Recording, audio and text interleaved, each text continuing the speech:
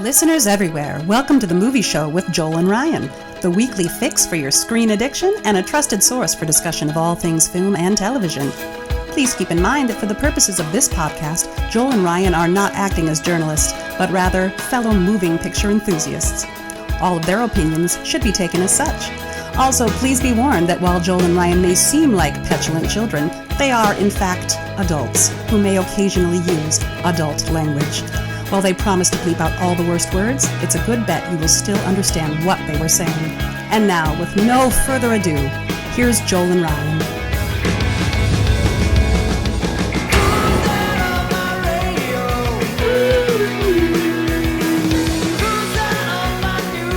Well, pick yourself out a deviant and see if you can hunt them down. It's the Movie Show with Joel and Ryan. We are thrilled to have you back. I am Joel. And I'm Ryan. And of course, joining us, Michael? Yes, Michael. Michael? Well, you look like you were ready to talk. So, yes, obviously, if you are watching... Next time, man, jump in there. And I'm Michael. And Mike. Okay. Obviously, yes, if you are joining us on the video feed, you knew that he was here from the start. But our dear audio listeners, we are joined once again by our good friend, Michael Klug. Yay. And that means that we will have the important background. Boom. All right. So today we have just a terrific show, and I don't want to keep our super amazing guest waiting. The Movie Show with Joel and Ryan is going international today. And we're taking a trip. We are going to be joined by a gentleman from Down Under. And I'm doing that accent now while he's not on, so he doesn't have to hear me do a bad Australian accent. Right. But yes, let's bring him in right now. We are joined by Mr. Chris Fitchett. There he is. Yes. Yay. Hello. Yay. Welcome, Chris. So happy to have you here. Well, thank you. Yeah. Today we are, as we have been teasing for a few weeks, actually several weeks, because we were hoping to do this show several weeks ago, and then Michael had to go and star in a movie. Well, so like you do. And so we delayed it, but luckily we were able to all find a time where we could get together again.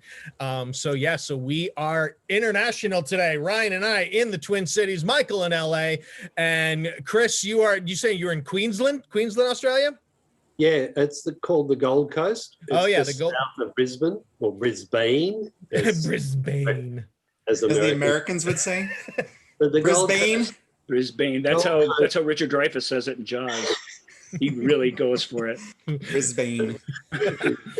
He's no need to go to Brisbane. And there's a great white shark right here. Well, we have sharks on our beaches or in our water off our beaches. So Gold Coast is famous for its beaches. It used to be a holiday resort. Now it's sort of about 400,000 people. But it's also got a studio, which was built by Dino De Laurentiis many, many years ago. And at the moment, they're still wrapping up on Elvis, the movie, which is directed by Baz Luhrmann and Tom Hanks. So that's been in that studio for about a year, on and off with COVID. Wow. And Tom Hanks, when he came to Australia, stayed at the Gold Coast. He got COVID. That's right. Remember that. Yes, and he was. That was the big wake-up call. Have we officially given Australia? Have we forgiven the Prince of America COVID? I can't remember. I was going to say that was the big wake-up call for America. Was if Tom Hanks, America's sweetheart, well then maybe no one is safe. Yeah, that was a stunner around these parts. It was. But we've been very lucky because we're a big island, Australia, and we're pretty remote. Like, as I said, the Gold Coast is only about 400,000 people. So there's no there's no city like New York or Melbourne had a problem down in Victoria. So did Sydney. But up here, we've had hardly, touch wood, any problems at all. Well, that is wonderful, and I'm assuming that means that you've kind of come out of this whole COVID thing. You've been healthy, and you and yours have stayed relatively healthy through this whole thing. That's wonderful. Yeah. So we have been, like I said, we've been teasing this. We have been wanting to talk about Australian films in this genre of films that came out of the 70s and 80s and into the 90s, which is just kind of widely known as Ozploitation films. They sort of thriller, horror, sexy, sometimes apocalyptic, high concept. High concept films. And our good friend Michael, who Ryan and Michael and I have known each other since college. So we have known each other coming on 25 years or something like that. Almost 30. It'll be 30 years next year. Shut your mouth. Yep. And so when he said, "Hey, I have a friend that I met at FilmQuest, that he is an Australian filmmaker."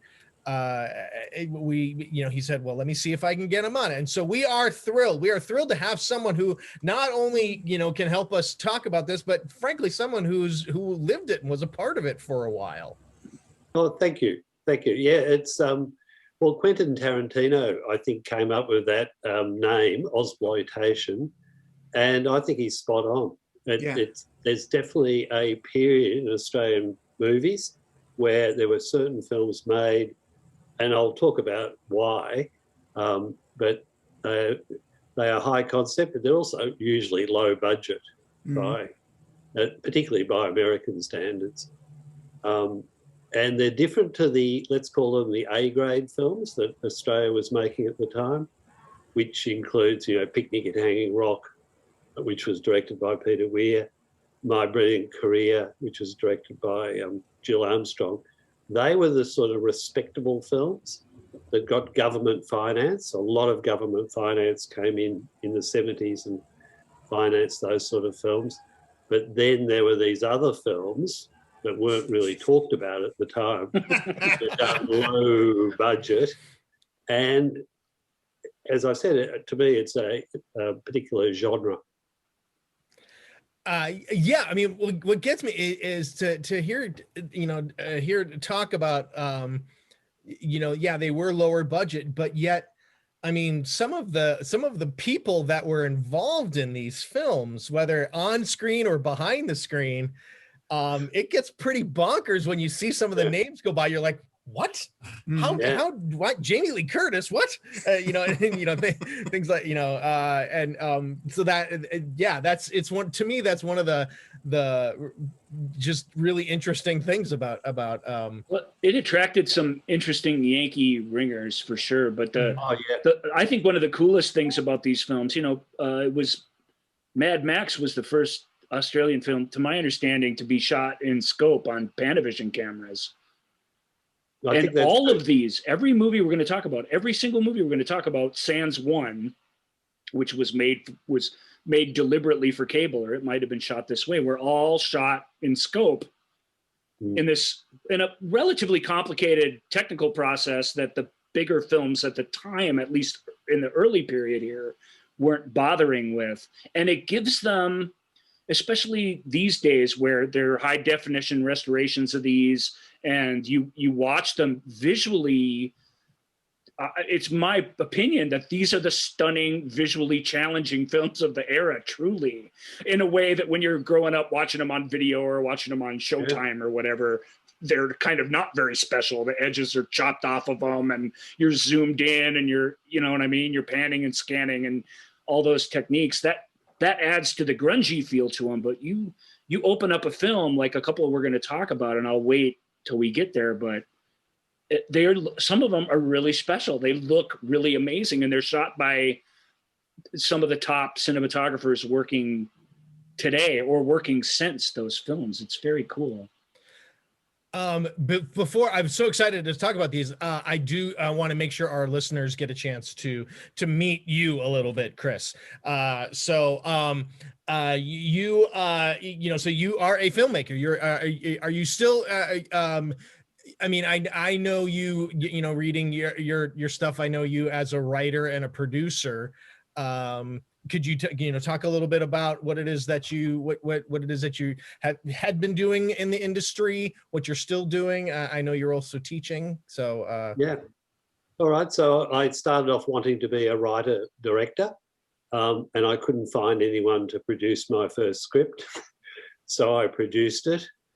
And because I actually finished a film, which was quite extraordinary for the early 70s in Melbourne, that people asked me to produce their films. So, and I never thought of myself as a producer until people started asking me, to produce it. And then I didn't fall into that. I actually thought after a while, I'm one of the few people here who can actually, in this city that knows how to do it now, right from the beginning to the end, particularly when you were shooting on film and you were mixing on, some pretty archaic equipment, etc. So then I worked at a place called Crawford's, which we'll talk about later, which was a TV production company.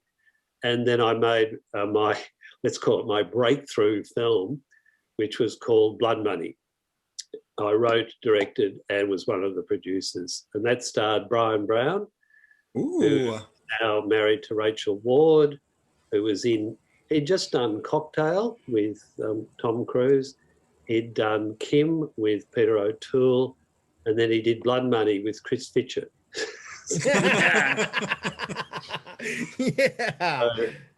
But he'd also been in a film called Breaker Moran, which was filmed just before we filmed Blood Money. So Blood Money was really low budget. It was 16 millimeters. It was only about 70 minutes long. But because Brian Brown was in it, Breaker Moran came out. It was nominated for Academy Awards. Brian Brown was absolutely fabulous in it. I was able to sell Blood Money all around the world. Nice. And that got me into basically making films. But I've also taught at the film school in Sydney, which is the national film school here in Australia. My students included Jane Campion. Oh my God! Wow. I think I've heard of her maybe. Well, and when I'm reading, I think I've read some articles about her where they're like, she really is she's a champion of the Fitchett style. I believe there you go. How it's referred. Yeah. Well, wait for this. Paul J. Hogan was at the film school as a student of mine at the same time. Muriel's Wedding. Nice. Which I was actually involved in the financing of later. And Jocelyn Morehouse, who directed How to Make an American Quilt, The Dressmaker. And they were all there at the same time. And I thought, this is amazing. And I've also worked at the Australian Film Commission, Film Victoria, where we financed Shine, which won an Academy Award for Jeffrey Rush. So, and now I'm teaching. So, but Michael knows I made a film in 2015 called Fear of Darkness. I went to Film Quest where it had its international premiere, and that's the last. I reviewed that pretty favorably, if I recall. You did. You did. I was going to say, you better have reviewed it kindly. But this would have been rather embarrassing if you. I did. I remember. I enjoyed it. Definitely. I remember I gave it a very good review. So, Thank you. Can I talk about how our conversation? Please. This is one of my great hoots of my life. So Chris and I, we got to know each other a little bit at FilmQuest, and I had just maybe a few months before FilmQuest, I'd reviewed a Blu-ray of a film we'll talk about later that had just been re-released on Blu-ray. And so my editor at the time sent it to me and said, review this. So it was right up my alley because, I obviously have realized that Ozploitation is something that I adore and love. some of the films one of the films we're going to talk about is very high on my all-time favorite list. So we're sitting talking about this, and in the Filmmakers Lounge, and I randomly brought this up, and I told Chris after the fact, I felt like a dork because I'm sure it sounded planned, but it wasn't.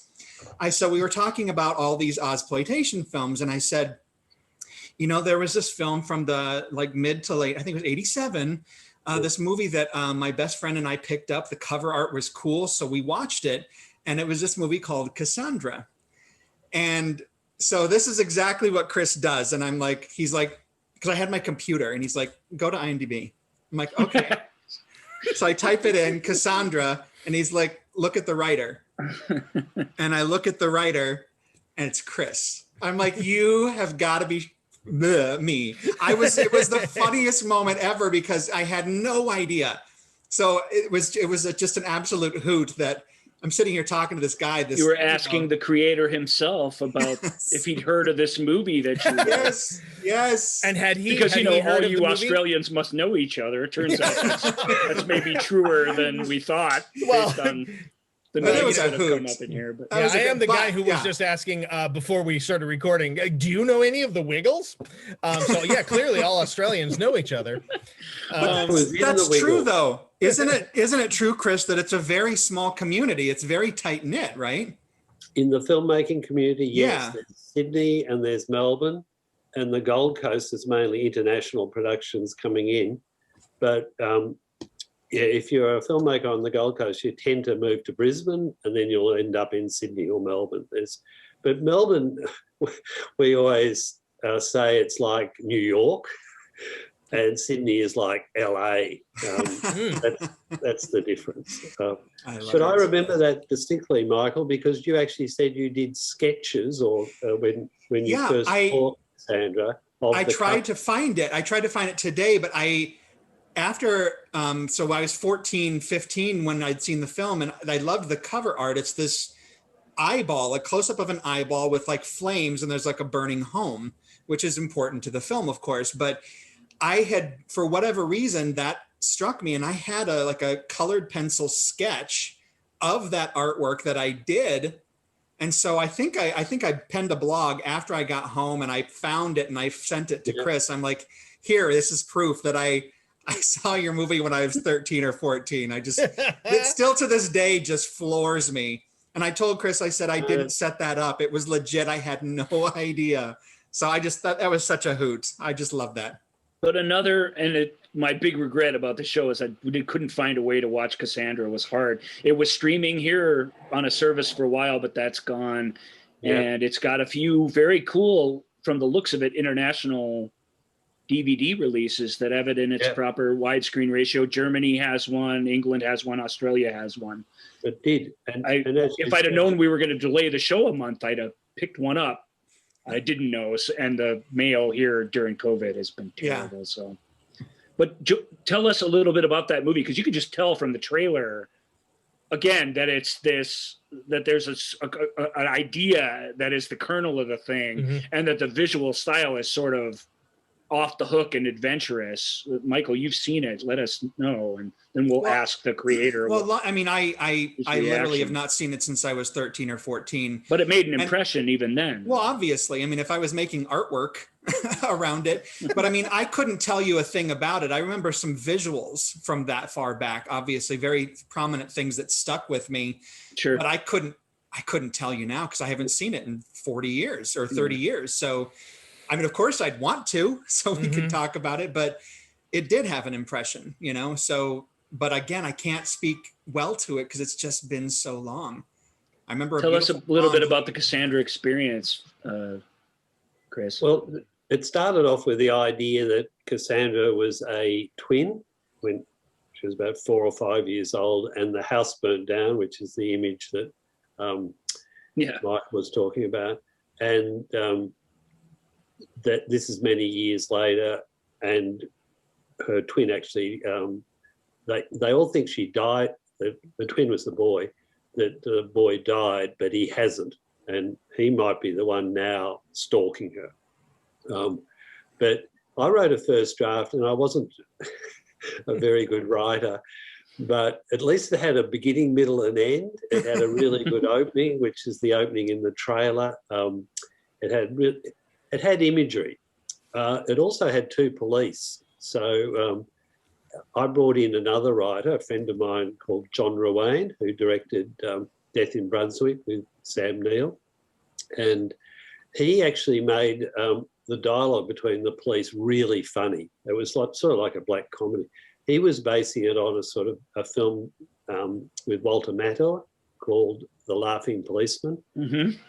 I was just trying to make a exploitation film, something that was shown in the drive-ins, etc., a B film. And John raised it to this level, which was really entertaining. Then Colin Eggleston, who ended up directing it, got hold of it and he cut out all the jokes. So it sort of went back to how it was with me. But then he gave himself a co-writing credit because he had done all this. Because he edited, chopped it all up. Right. They'd gone back to almost exactly how my first film. I worked on about 3 drafts before John came in. And John Ruane said to Colin Eggleston after the premiere, you know what, Colin, it's like a frontal lobotomy. By cutting out all the jokes, you've made the film lighter. So you've actually removed some of its brain, but at least it's lost weight. So. Oh my God. And John was like that. He was, how should I say, brutally honest. Colin did a fantastic job, particularly visually. The visual style. For sure. He based it on The Hunger with Catherine Deneuve. The Tony Scott's first feature film. Yeah, he'd seen that and had a big influence on him. So he directed it in a way which is incredibly stylized in terms of its visuals. So you're right, it looks extraordinary. And they shot it in 5 weeks. So wow. And it was Virgin Films' first film that they financed. It had a lot of non-government money in it. So it wasn't exactly low budget, but compared to the films that were being made with government finance, it was relatively low budget without any stars and had to be shot really quickly. But we still get people like Michael who are fans of it who saw it once. Yeah, I feel bad that I'm gonna have to try and wherever Ryan said he found it, I'm gonna have to. I can give you some pointers. You can buy it right off of eBay. You're buying it from overseas. You're gonna have to wait. Mm-hmm. Yeah. Although, and I'll give you some guidance with that, Michael, too. Yeah, and anyone else who wants really to message ridiculous. Us, you want to get it in a region it that'll play on your DVD player or whatever. So talk to me, and I'll help you out with that. I mean, if you're interested in Cassandra. The kind of end that comment is like, I think it's so odd, me growing up as a horror nerd all of these years, to have a movie that obviously struck a chord in some way, and then to be friends with the writer of it years later is just, it's so absurd to me, but I love that. I mean, I think the universe kind of gets you to where you want to go. I mean, obviously that was meant to happen. Chris is a fantastic guy and a great artist. That's the small world of these festivals too, where you guys get to gather, meet with like-minded folks or people with that shared history. And I mean, that's one of the magic things. And FilmQuest. Check the IMDb. And FilmQuest check the IMDb. Oh, is it mine? Little grinning boy. What is that? That's kind of creepy. That's kind of haunting. It's the trailer. It's the trailer for Cassandra. Oh, it is. Why not? Because it's all our fault. Joel, Jill, remember? I'm going to make a joke and play a trailer over what I'm saying. Let me know so I don't close all the windows on my computer and freak out that something's playing by accident. I thought, I was like, am I hearing things? Hey, Cassandra's a great trailer. It is a really great trailer. It makes you want to see it right now. It's just if you live in the US like the three of us, it's not, you can't just push a button and go. I've talked about the pitfalls of that over and over and over again on the show. I won't get into it here. But I mean, Richard Franklin and Colin Eggleston were the two big names for this era of filmmaking, for this style, right? I mean, Directing wise, perhaps. Obviously, the writer we're going to talk about. Yeah. That's the same on almost all of. I think all of them. I think is. Yeah. I mean, that's the amazing connection. I was joking with somebody on our Facebook page where they were, what's it about? Are you guys going to be talking about Strictly Ballroom and stuff? And I'm like, no. If that's what you're into, this isn't the show for you. But I kind of gave him a hint, and he's like, oh. And I'm like, look at this guy's, look at what he was doing in the late 70s and early 80s, and you pretty much have your list. Yeah. And we can say his name, to Everett DeRoche. Is that how you say his last name? Everett DeRoche, yeah. DeRoche. He wrote almost all of them from this point forward. Not quite, but almost. And and then this sort of handful of directors with a couple of, but Franklin for sure. Franklin graduated into a few different films that almost meet our criteria for this list, but not quite. And well, one of the films we talked about got him the Psycho 2 gig, right? That's what I understand. Right. Like, yeah. So let's dive in, I guess. We said we were going to start with, before we do the countdown fanfare, we'll start with a few also rans that didn't quite make the list. The first one, I gotta say, when we were preparing for this was the first one that I found and I watched. A little gem called Turkey Shoot, which is just one of those let's hunt the human stories, basically.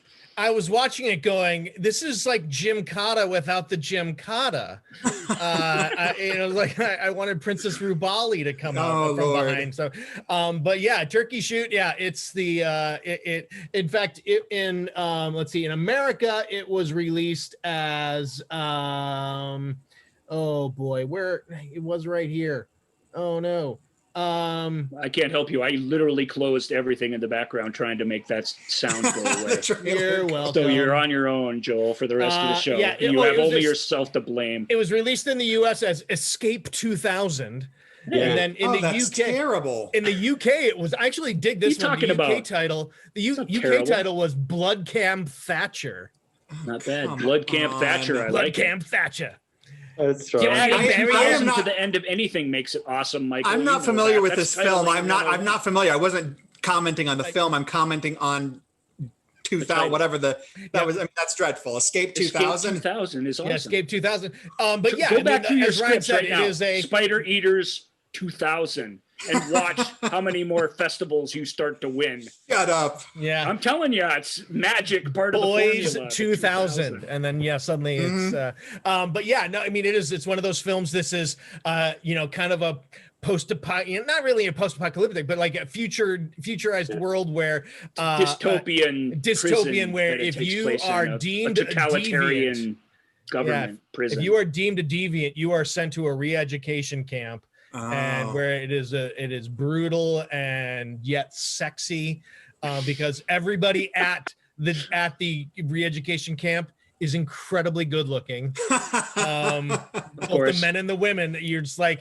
yeah, dang, okay, yeah. Well, I mean, let's be honest, and without having seen this, if it's an all Australian cast, they're going to be sexy. No, it's not. And I think that's something it's actually one of the drawbacks of the movie, in my opinion. None of these movies ever really had just Australian. It stars the one and only Steve Railsback. Correct.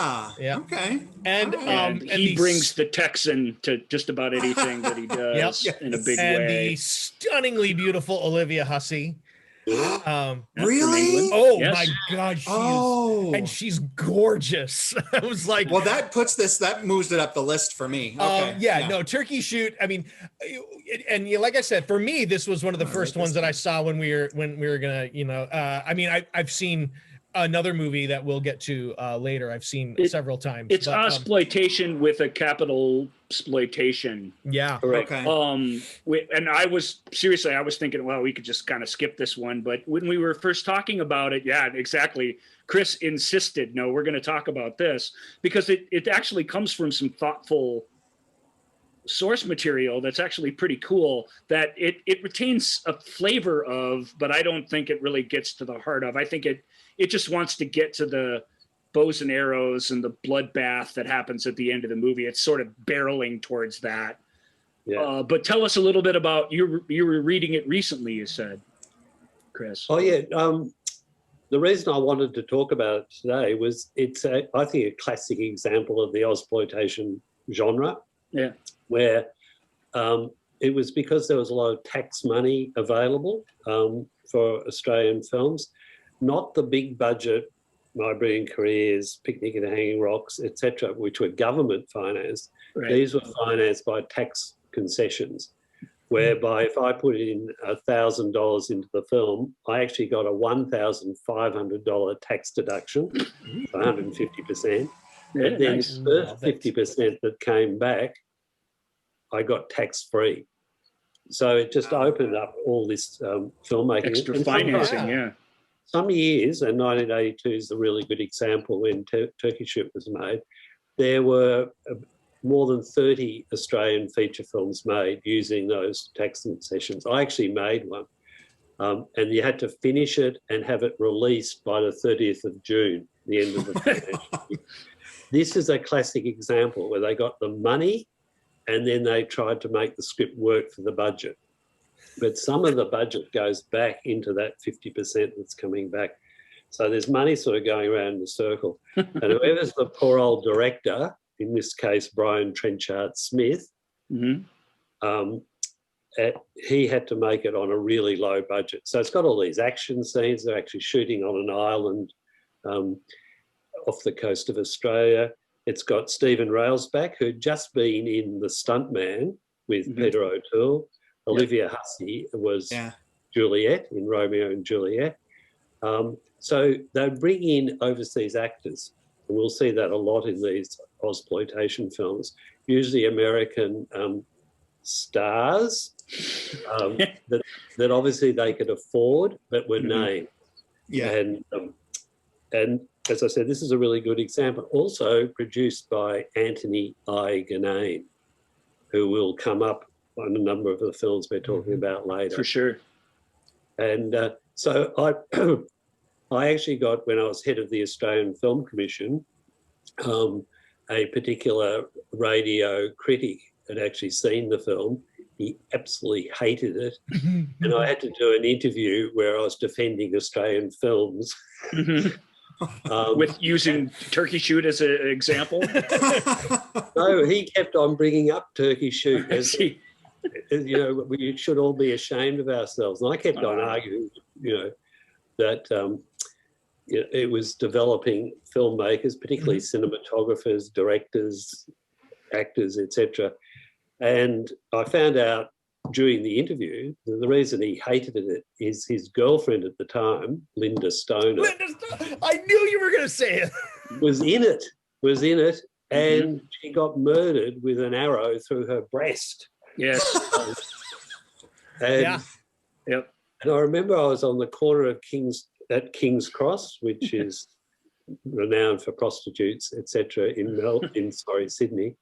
And I was on a mobile phone doing this interview, and there were prostitutes going past in the daytime. You know, it was just a complete nightmare, which I had not got over.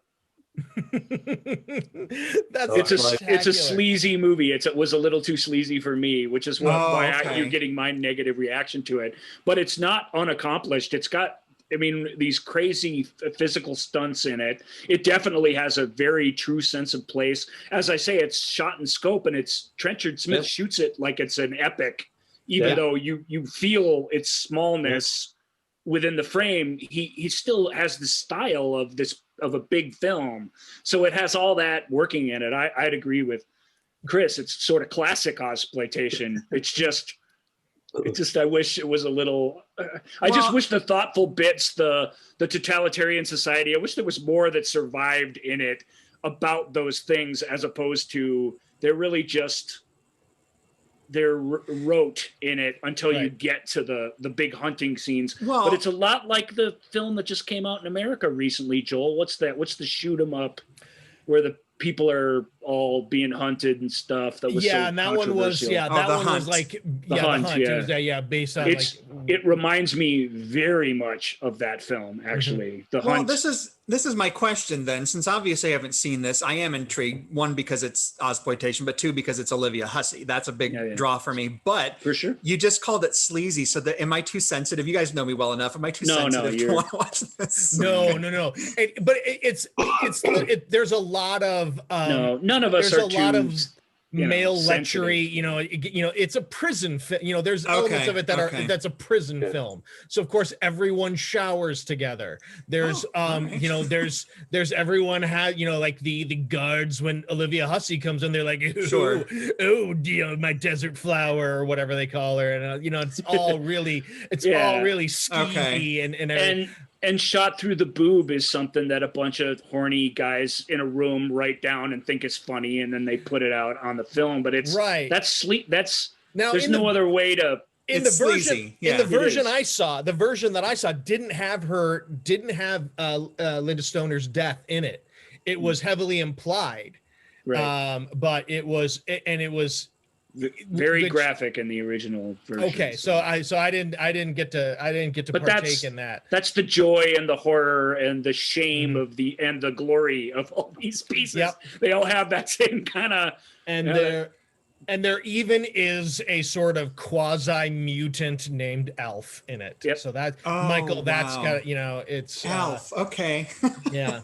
Gordon Shumway. Yep. All right. No, this is ALPH. Got it. Okay. Well, I'm gonna put, because you guys found this pretty easy, so I should be able to find it, right? Turkey Shoot's available. Yes, it is on Amazon DVD Prime.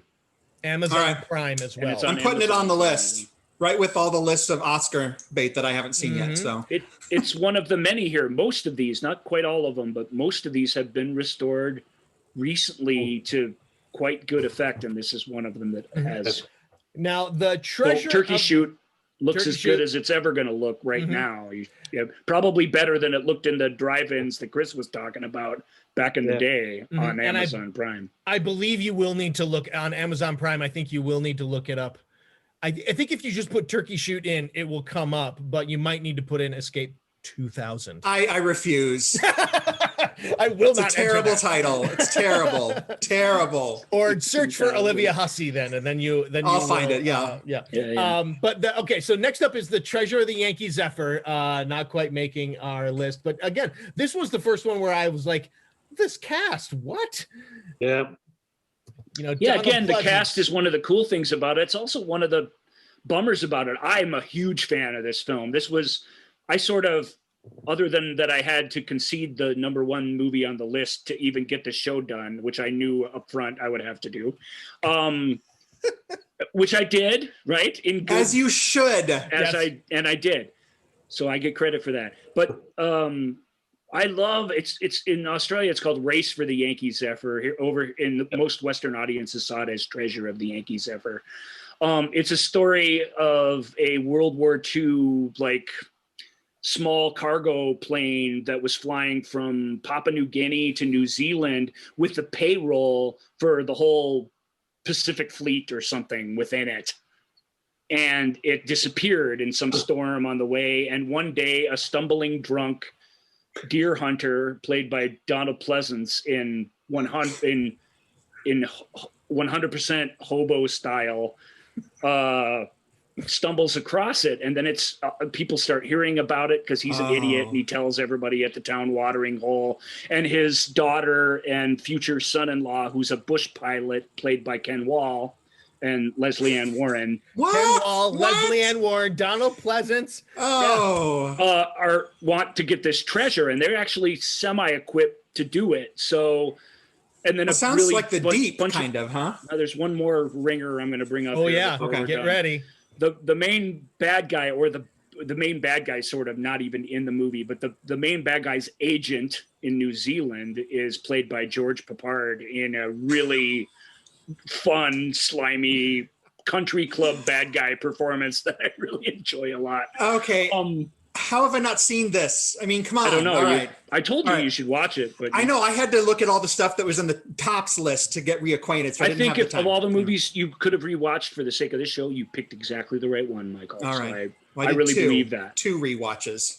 Two, Okay. but one was key because we were going to be fighting about it otherwise. And now So we had, won't be. so Yankee Zephyr, race for the Yankee Zephyr, and then we're going to mention Sky Pirates. Well, they're just sticking with the Yankee Zephyr for a sec before we move on.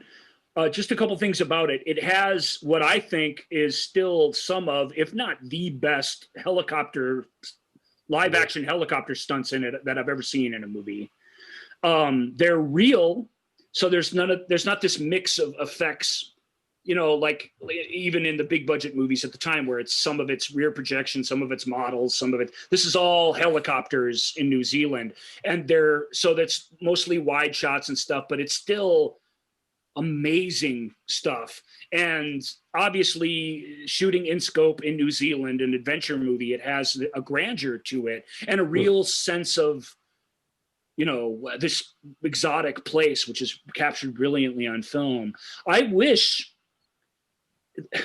there were some Australians in it, honestly, as cool as that cast is, or Kiwis in this case, maybe. As cool as that cast is, it's so American and English, and it feels like the Aussie folks and the Kiwis are just set dressing really in the movie, which I think is kind of a shame. Surely one of them could have been played by a cool actor there. There is one of the bad guys' sidekicks is played by a pretty cool, he was born elsewhere, but he's an adopted Australian or New Zealander. I can't remember his name. Marco, are you looking at it, Joel? Who's the director of this one? You wait. I'm sorry, who, Chris? No, I'll just say you'll be surprised. Oh, okay. It's directed by David Hemmings. David Hemmings, the actor director. What? Like Deep Red, David Hemmings? Yes. Yeah, blow up David Hemmings. Interesting. David Hemmings directed it, and he was a last-minute replacement for Richard Franklin, I believe, who, when the film moved from Australia to New Zealand, dropped out. Joel, you're amazing. How do you know all this? Oh, I have it all right. I have another screen here that has all of this stuff. Yeah, I know it all. How do you know? No, Ryan's the knowledge. Yeah, if you hear weird, person. obscure stuff coming out of Ryan, he just knows that. I have to have all of this stuff on another screen here. The other downside is I'm wrong sometimes, but I'm a big fan of this film. So I don't know. Do you have, Chris, Ryan, do you have something you can add to Yankee Zephyr that we might don't know? Who produced it? It was produced by Anthony Ginane? Yeah, and John Barnett and Mr. David Hemmings himself. So interesting. Well, that's what I'm saying. That's why this is such an incestuous filmmaking community of that time. It's like everybody was working on everything together, I guess, Yep. And again, international stars have been brought in, mainly because these films, the Ozploitation films, were not made for the Australian market. They were made for the overseas market, and they had overseas pre-sales. So the financing determined why they actually got these actors. So yes, Richard Franklin wanted to do it in Australia with Australian actors, but Anthony I. Ginane, what does the I stand for? Ryan, do you know? No, I can't help you there. Sorry. Okay, I know some things, but not everything. Anthony I. Ginane, and he has his name behind him when you actually take a meeting with him. He has all these clocks. So there's actually 3 clocks with different times. Wow. And one is Los Angeles, one is New York, and the other is Sydney. Mm. And I said to him, how do you know whether it's AM or PM?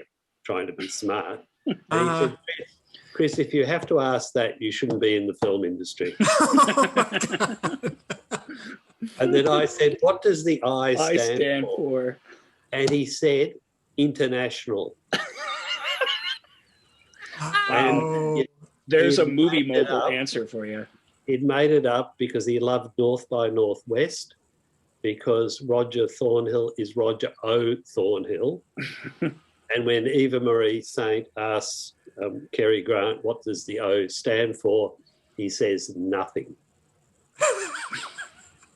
So this is one of our most famous producers from the 1980s in particular. So he's produced the last two films we've been talking about. Yep, and I think he produces a couple more here that we're gonna. Oh wow! Does. Very cool.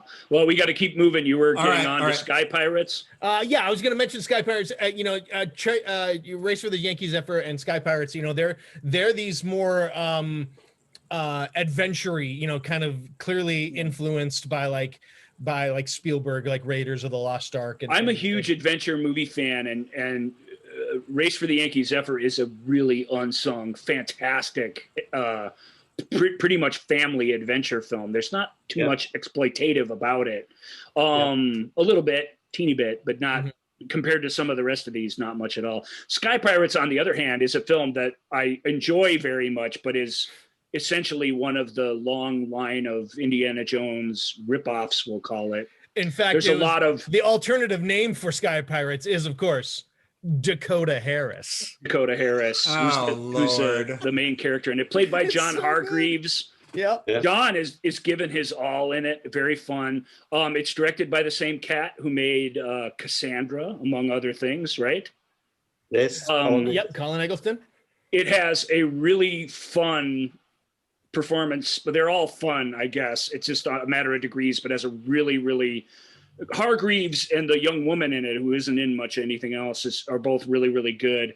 But it's Max Phipps, fantastic Australian actor who Wasn't he in Road Warrior? He was the toady in Road Warrior. He's the guy who gets his fingers sliced. Yeah. There's not a lot on the page for him in this, and he just sort of every time he's on screen, he knows the camera's on him. He has this innate sense of when he's going to be cut to, and he just fills it with really fun, goofy, interesting stuff. He is a very interesting guy who makes big, bold choices. And on a film like this, that's really, really helpful. There's a scene where Hargreaves, Dakota Harris, our star, they're sitting in the cockpit of a plane, and he looks out the window to his left to see, if they're clearing everything out of the way. And there's this attractive woman standing there, and he does this thing where he kind of nudges Phipps and says, "Hey, look at her." And he leans over and looks, and he's kind of like,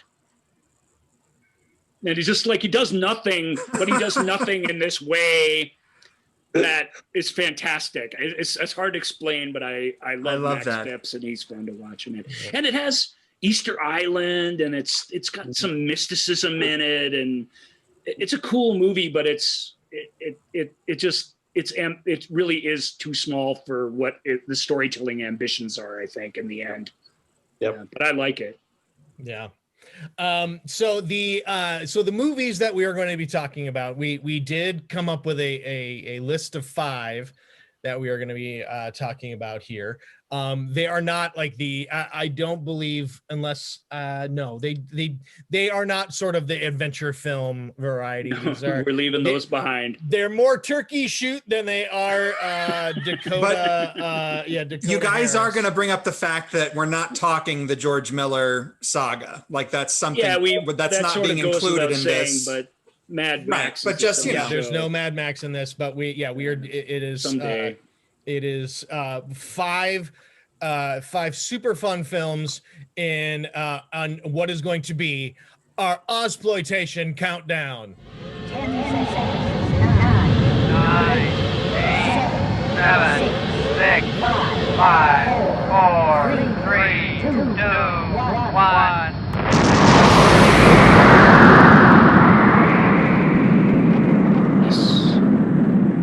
And now we are off. We are off, and we are going to start off with the countdown proper. And the countdown proper with a bonkers movie. I agree. This movie, the movie is called, in Australia it was released, it's called Harlequin. Yes. And in the US it was released as Dark Forces. My journey, I have had a little journey with this Dark film. Forces. Yep. 2000. Dark Forces. Stop it. See, if it would have had 2000, I might have. But literally, I went on a journey watching this film of there was a brief window where I hated you, Michael, and you, Ryan, so much Why? For Michael making me didn't do watch, anything. for like telling me I should watch this film. I have not Michael's- seen Harlequin. Michael's That's never the seen only it. one on Like, this list. you know, like I was angry at the topic of Ozploitation films for like a good, I don't know, 7-8 minutes. I'm like, You were a I'm little so resistant to the mad. initial idea. I I do was remember that. so mad. And then I don't know, like, I don't know what it was, but a feeling washed over me. And all of a sudden I was giddy. I was enjoying this movie so much. It is so bonkers. I haven't had an experience like that in a while. Harlequin, another Tony Igonane film, produced, directed by Simon Windsor. Yeah, Simon Windsor is a big, relatively big name even in Hollywood films. He's probably most famous for directing Lonesome Dove, the miniseries, which is largely considered by Western fans the greatest Western of all time. He shot Quigley Down Under and a handful of other things. He's an accomplished director. Nothing that I saw of his later successes prepared me for Harlequin either. I had heard of this movie for a long time, but I'm like you, Joel. I only saw it a little while ago. It makes the list because it's the only movie that's like it in the history of cinema is Nicholas and Alexandra, the film about the fall of the Romanovs in Russian, and that's because that's what this story is in a nutshell. It uses that template, the mysterious wandering children's party magician who ingratiates himself into this political family in Australia and cures their son of leukemia magically, and then has this sort of Rasputin-like influence over their family. And the story is this family and him battling with this, it's an American actor who plays this political consul. Yeah, David Hemmings. Hemmings is the head of the family. He's the father. Of you mean like the big Broderick Crawford, the Politico? Yep. Yeah, exactly. It's well, what would you call it? Because obviously everything we're talking about is Ozploitation, but what then is it? A political thriller? What is it? It really defies categorization. That's the most delightful thing about it. It is like a dark fantasy, maybe a dark satiric fantasy drama. Yeah, political drama. Robert Powell is. Well, I was reading that it's weird.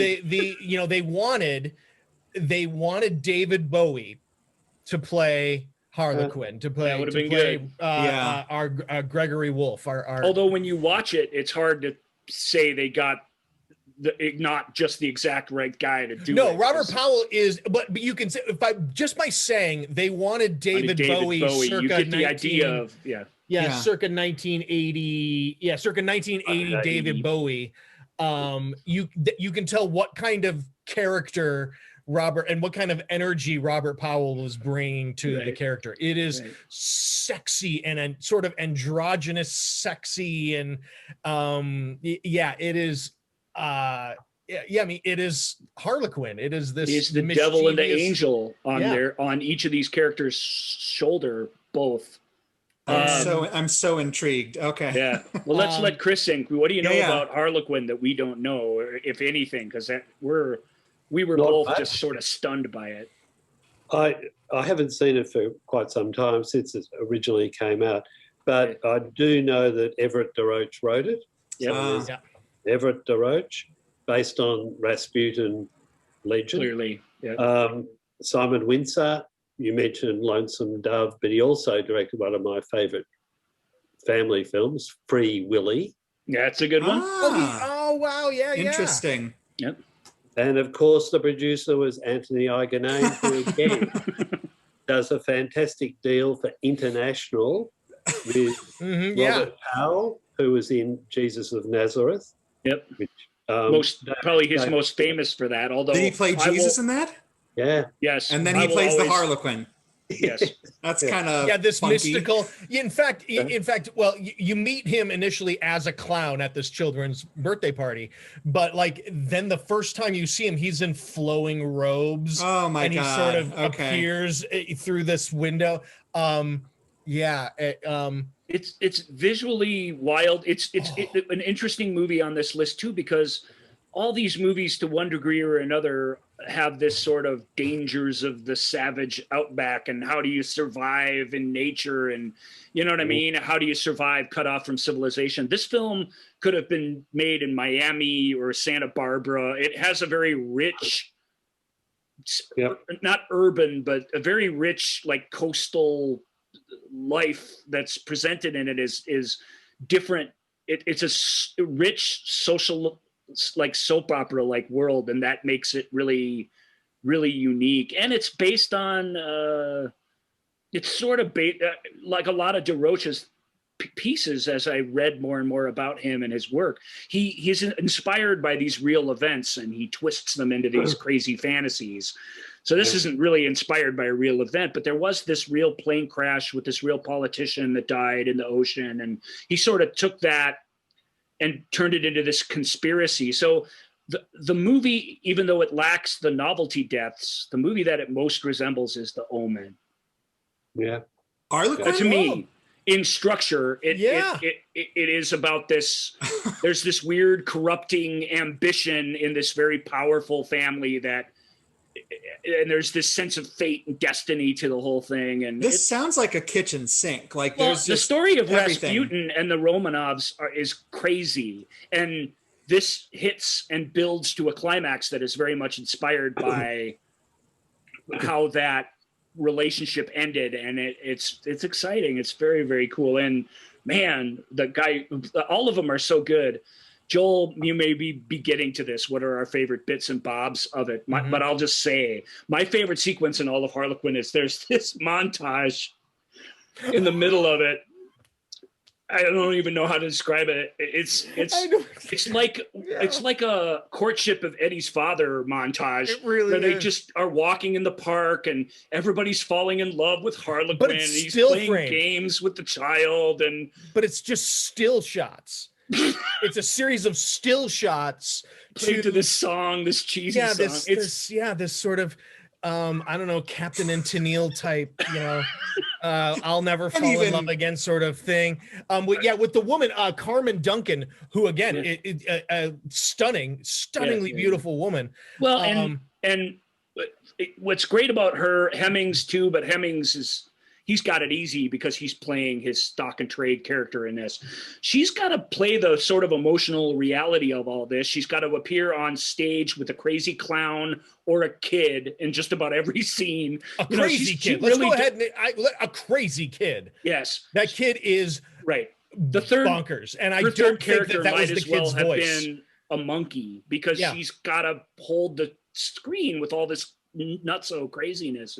She does a really, really good job. So it's wild, man. You got to see Harlequin, Michael. You'll love it. Please. Or hate it. The fascinating thing about it is that as I'm listening to all of this, frankly, bat description, I'm like, I don't have a clue what it's about. I was like, don't talk too much. I don't want spoilers, but I don't have a clue. Yeah, I don't have an idea. And here's the more I sit here telling you what it's about, the less you'll understand it. It's that kind of story. And here's what and what I would say, it is weird, and I'll try to dance around this as to not, but like Ryan said, Carmen Duncan as the wife is doing all the heavy lifting in the show, in the movie, and it goes in keeping it grounded in some kind of reality, just so you can get from one scene to the next. Yes.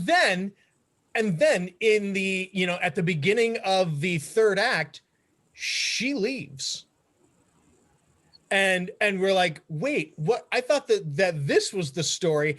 And you come to find out a whole different story really is the A story all along. Yeah. And it's so crazy. It's fun. They really feel like they were unhinged and felt like they could do anything they wanted when they were making it, and you feel that. There's a scene that Harlequin's most famous for, so I don't want to ruin the context of it, because it's not quite what it sounds like. But there's a scene where our magical character is holding the little kid like off the side of a cliff, and the way that is shot, it's the terrifying scene. I don't know how to quite explain it, but it feels real, and it very much was real. They were out on this precipice, and they had all this safety involved. But where we wouldn't even attempt something like that today, you wouldn't. You'd fake it. You'd green screen it or whatever. This feels real in a way you can't fake it, and it's also a psychologically sort of complicated scene as well, which makes it even better. It's not a typical cliffhanging moment. It's something else entirely, and that's what's exciting about it. So I will say right now, Michael, your face right now is how I looked the entire film up until I got to the face that Chris was just making, which was like this delightful smile of, oh yeah. Is that your experience with it, Chris? I mean, do you find the same joys, as even though it sounds so offbeat to me? Well, I think in these sort of films, there are always moments which you go, wow, this is amazing. How on earth did they do that? Or why did they do that? Or what crazy thought. My experience is with Everett de Roche. I met him a number of times, and I met him while he was actually writing the next movie we're going to talk about. But he used to write really quickly, and he'd churn out a first draft, and the producers would say, oh, we love it, we're going to go off and make it. And then he'd go on to something else. If you look at his credits on IMDb, you'll see he's got about 127 writing credits, which is television, feature films, etc. So he used to, and this could have been one of those instances where he's written it really quickly and suddenly it's gone into production. Wow. So there hasn't been time to work out what it's about. Is it about Duncan or is it about the corruption or whatever? I wrote a script for Tony Ganane, called Centerfold, it was called at the time. It eventually got made as Snapshot with 2000, got made as Snapshot 2000. Would have done better. Simon Windsor actually ended up directing it. Originally, it was Richard Franklin and I working on the script, and 10 days before it actually went into production, Richard Franklin left the project. Simon Windsor came in, and Everett de Roche, having not even read my script any time before, completely rewrote it. Oh my God. In 10 days, and it went into production. So wow, it could be one of those examples. Yeah. Or he wrote it really quickly because Tony Ganane had already raised the money or whatever. But so Everett was absolutely prolific. And he was one of the coolest guys I've ever met because he was from America, living in Melbourne. Oh, interesting. He had an American accent. He grew up in San Diego. He came out to Australia when he was about 22. So he had this American accent. He wore a baseball cap, and he drove a pickup truck. And I just thought, this is a real writer. And I thought he was much older than I. Many years later, I found out he's only about 5 or 6 years older than me. But it was like he was the veteran writer, and this is what a writer should be. And I was just amazed that when you read his first drafts, because I read the various drafts he did for a film called Patrick, which Richard Franklin directed. The first draft was absolutely fantastic. It had so many ideas in it. And Richard Franklin would then say, now we've just got to work out how to make it as a movie, because all the scenes were fantastic, but it was getting the structure right. And that might account for why Carmen Duncan's character suddenly disappears. She disappeared. And her disappearance is motivated by the plot. Yeah, but to me, as I was watching it is structurally I thought interesting that the movie sort of becomes something different as it's heading towards a conclusion. It felt like that this was the movie, that it was this sort of interpersonal relationship movie more than anything, and then all of a sudden it turns into it's. I mean, obviously, it stands out to you that there's this shift, but does it work?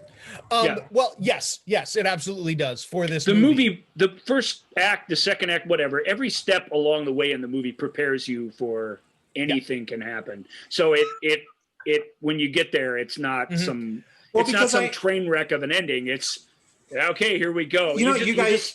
It's a film you either can roll with. If you're someone who can't, and you start asking questions at the screen every 2 seconds, I mean, you shouldn't even watch it.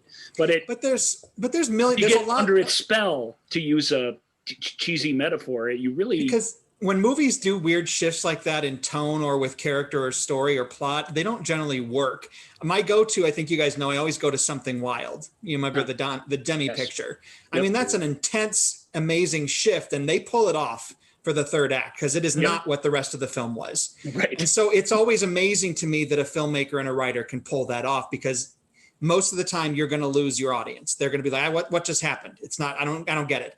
So I'm curious to watch this and see. Well, this isn't a kind of work of genius like Something Wild is. It's a crazy experiment where they just go for it. And because Winsor probably gets a lot of the credit for this, but everybody working on it's buying into it, and they're all just going for it. And because of that, you are taken along for the ride in a great way.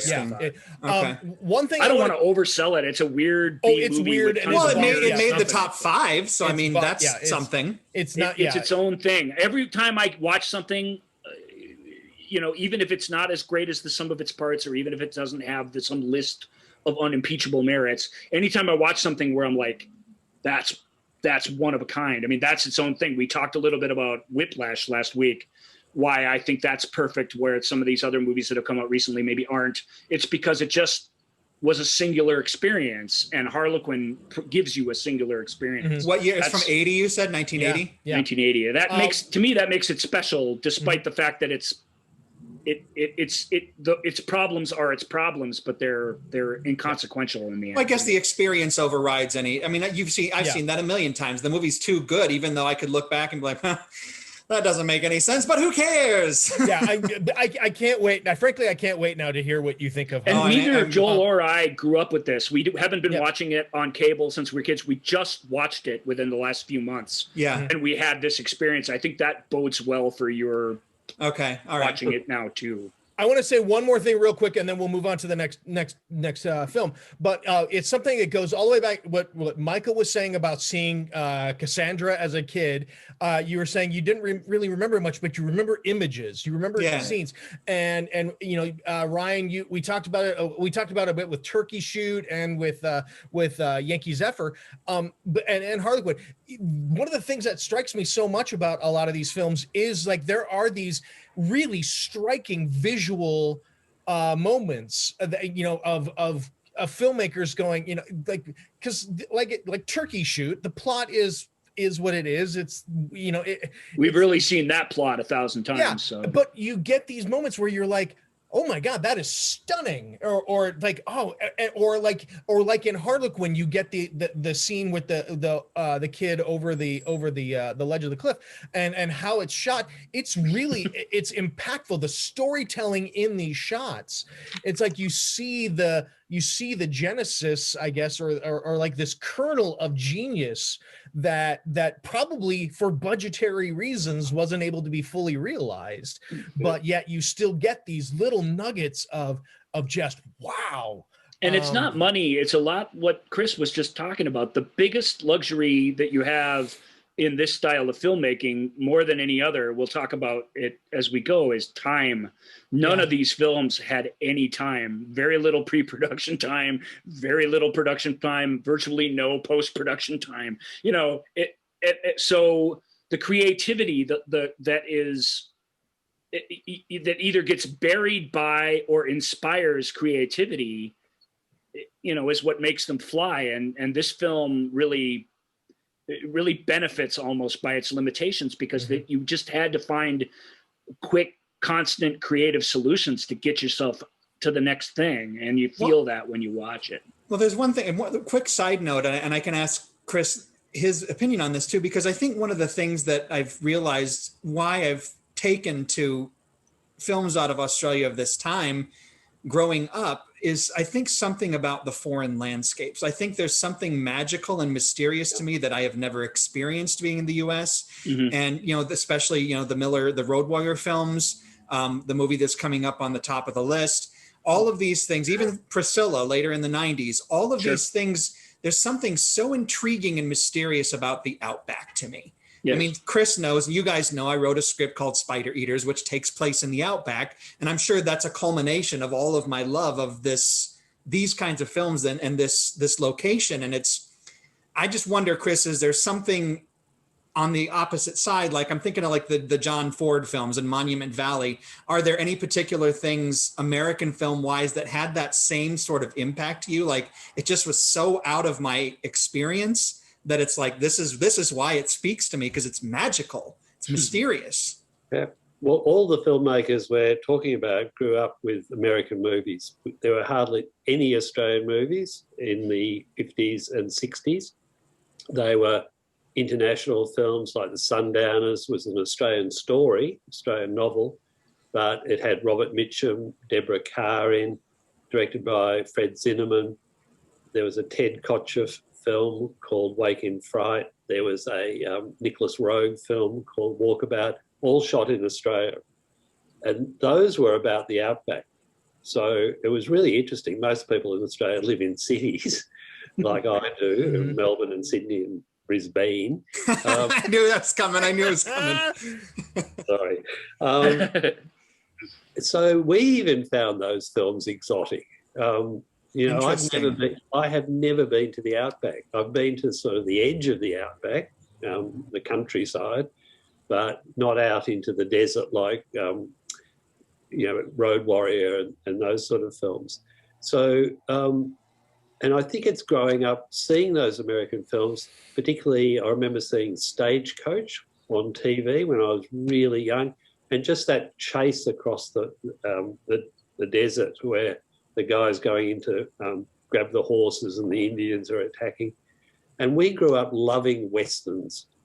And I would say that's true of Goldman Eggleston, Richard Franklin, etc., Ryan Trenchard Smith. And that's had an influence on a whole generation. And these films are all from one particular generation of filmmaker, born after the Second World War, up to about 1955. So that 10-year, they were all born around that time. Some ended up doing, Peter Weir did an exploitation film called Cars That Ate Paris. Yeah. Good and one. then he went on to bigger budgeted films, obviously. Peter Weir, whenever we talk about guys, I always say Peter Weir is one of the few directors who's worked as long as he have and has failed to make a bad movie. Yeah. Which is amazing. Maybe they're not all perfect gems, but he's never made a bad film. And that's shows a very deliberate guy who picks his projects very careful and is kind of amazing. So, Cars That Ate Paris and Hanging Rock and Gallipoli, his early films, it's really, really good stuff. Cars That Ate Paris is the only one that even comes close to exploitation. But but I think what's interesting though, go ahead, Chris. No, it's set in a country town. Right. So Picnic at Hanging Rock is set in the country. I think Australian filmmakers worked out that if you made films set in the city, like a thriller, and Snapshot's a good example, the one I was talking about before, it doesn't sell as well overseas because, overseas audiences know what a thriller's like in the city.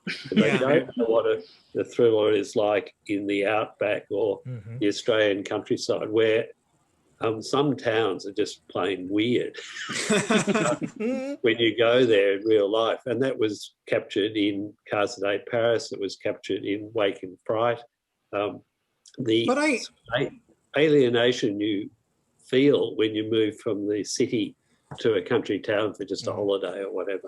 But I think what's interesting, what stands out for me about these Australian films is like, I can be intrigued or interested in films from Russia or films that take place in France, but they have never latched onto me the way Australian films have. Does that make sense? It's like, I don't know what it is. I don't know if it's the accent. I don't know if it's the beautiful people that live in Australia. I don't know what it is, but it's always seemed to me that it is that 100% sense of an alien atmosphere. Like it is not of my experience. Just to pick up on that point, they are, it helps. They're not French. They're speaking the same language as us, but they're not, they're not talking like us at all. The way they're talking, all that, obviously Mad Max, tragically, when it was released here, the dub. Yeah. And the dub it just sucked the life out of that thing. It's still compelling because of what it is, but the way they talk, that it's everything. The different vocabulary, the way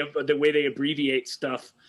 Sorry, I don't mean to talk about Australians. Behind your back to your face on the show, Chris. But that's my reaction to it. Is it's distinct. There's a very strong sense of geography and place. Yeah. And yet there's something familiar for us where we can grab onto these heroes, or we can grab onto these villains in a way that is familiar and yet it is magical. All of these films have that in common. The one we just talked about, least so, Harlequin, which is really kind of a different thing. But these next four coming up, we should get to them or we're running out of time. But they all have this very distinct sense of vocabulary, of like he said, this even if your hero is an Australian who goes to the weird little town, like them townsfolk into him being out there, there's this whole tug and pull relationship that exists in all these, that sense of danger when you cross past the wire fence into the unknown. It populates all these movies in a great way. So next up, Joel. And if you go into the unknown, if you cross that barbed wire fence into nature and you commit a crime against nature, nature will find you guilty. And that's what brings us to our next film, Long Weekend. That was an amazing transition, Joel, and I want to applaud you. He's the king. Thank you. Yeah, I'll do that for myself. Thank you. There you go. Yeah. I'll pull a transition out of my butt any day. There you go. All right, Long Weekend, another Colin Eggleston film. And Everett DeRoche. And Everett DeRoche wrote this. And John Hargreaves, or Dakota Harris, as some of you know. Well, this is the movie I mentioned earlier that I had just seen and reviewed not long before I met Chris. Oh, okay. I won't say much. I mean, I reviewed this very favorably. Like, the message couldn't have been more clear. It was beautifully shot. I mean, everything about this film, like my husband Elwood and I, we sat down and watched this. I'm like, all right, I'm going to review this. And we just kind of stopped when it was over. I'm like, okay, well, this just puts another notch into I love Australian movies of this era. There you go. The way, even this many years later, the way this movie sneaks up on you is cruel and mean almost. Because you think you're going to be watching something, and what you end up watching is this totally different thing. And that had to have been masterful at the time, because it still works today. When it's another movie I'd never seen. I just watched it back in January or whatever. Yeah. The stunner. It's a stunner. It's all those things you said. It has this dangerous beauty to it. Matter of fact, we'll get to, they all have that, but this film feels like it was made for $20, and yet it's still beautiful and lyrical, because it's just a van out in the woods near a beach. There isn't anything in it, and yet it's amazing. It was made for in Australian dollars, it was $425,000, which roughly at the time that's 270,000 American is what it was made for. Wow, it's an amazing movie. Yeah. I just am in awe of it, frankly. Yeah. Well, get this out of the way quick before Chris comes in. But has anyone visited the remake with Jim Caviezel? No. I haven't either. But it was only like maybe 10 years. I didn't even know there was one. It's like 10 years ago. There was a remake. Yeah. Anyway, yeah. Well, I mean, to be fair, there's been a remake of Turkey Shoot as well, called Turkey Shoot. But anyway, I didn't know that either. Thank yeah, goodness. Sadly, yeah. But the Long Weekend, it is really great. It's and I've been reading about it here, and one thing I don't want to spoil the ending, but there was an original ending of nature essentially giving mankind, saying, we're going to give you a second chance. Oh, Interesting. the day the earth stood still ending, where nature tells us, lays down the law for us. Yeah. The Abyss original ending. Yeah. Yep. Yeah, I was going to give it another chance, but because it involved animals, and they're like, we don't have the money for animals, so we need to shoot the movie differently. And I'm telling you, it's one of those times that the limitations came in, and because of them, they were forced to be creative, and they ended up with something much more haunting and poetic than they would have had if they'd had their way. Well, the final moment actually stays the same, but it's not. It's not nature that does it. It's just. But I'm just saying, whatever forces are at work in Long Weekend, and it's pretty clear what they are, and at the same time, it's to us, it's completely unknown what they are. When you put that to words and you put that message to, in some sort of whatever ultimatum, you ruin it. You take the mystery away from it. Right. The fact that this film maintains its weird, creepy mystery all the way to the end is part of the beauty of it. So I'm glad that they weren't able to do what they wanted originally. It has, and it has especially a couple like the movie that's at the top of our list. That's one of the things that I do love about especially movies from this era is they often have that thing that they didn't feel the need. We don't feel the need to explain to the audience the why behind all of it. It's just happening and you deal with it. Right. In fact, only one of these movies even bothers to try to do that, and it does okay. But there's one of these where there's a proper conspiracy that is ultimately unveiled, and we'll get to it.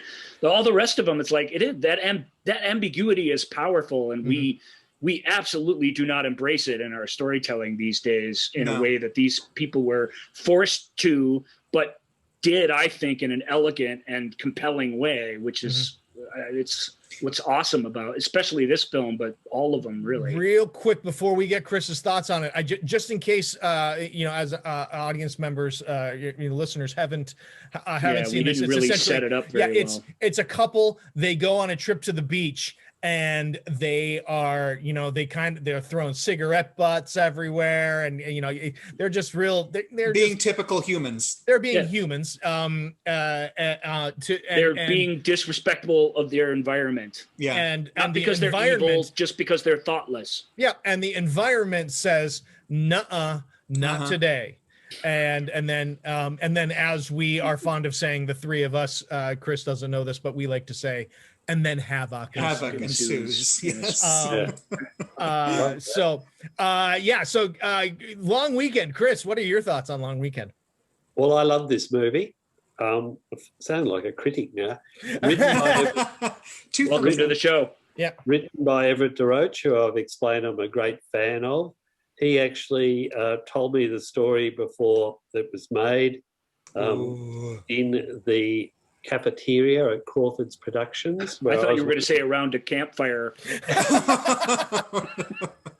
And that's where I thought he was super cool, because I just love the idea that they trash their environment and that they're a yuppie couple and that the environment fights back. But there's a twist which, towards the end.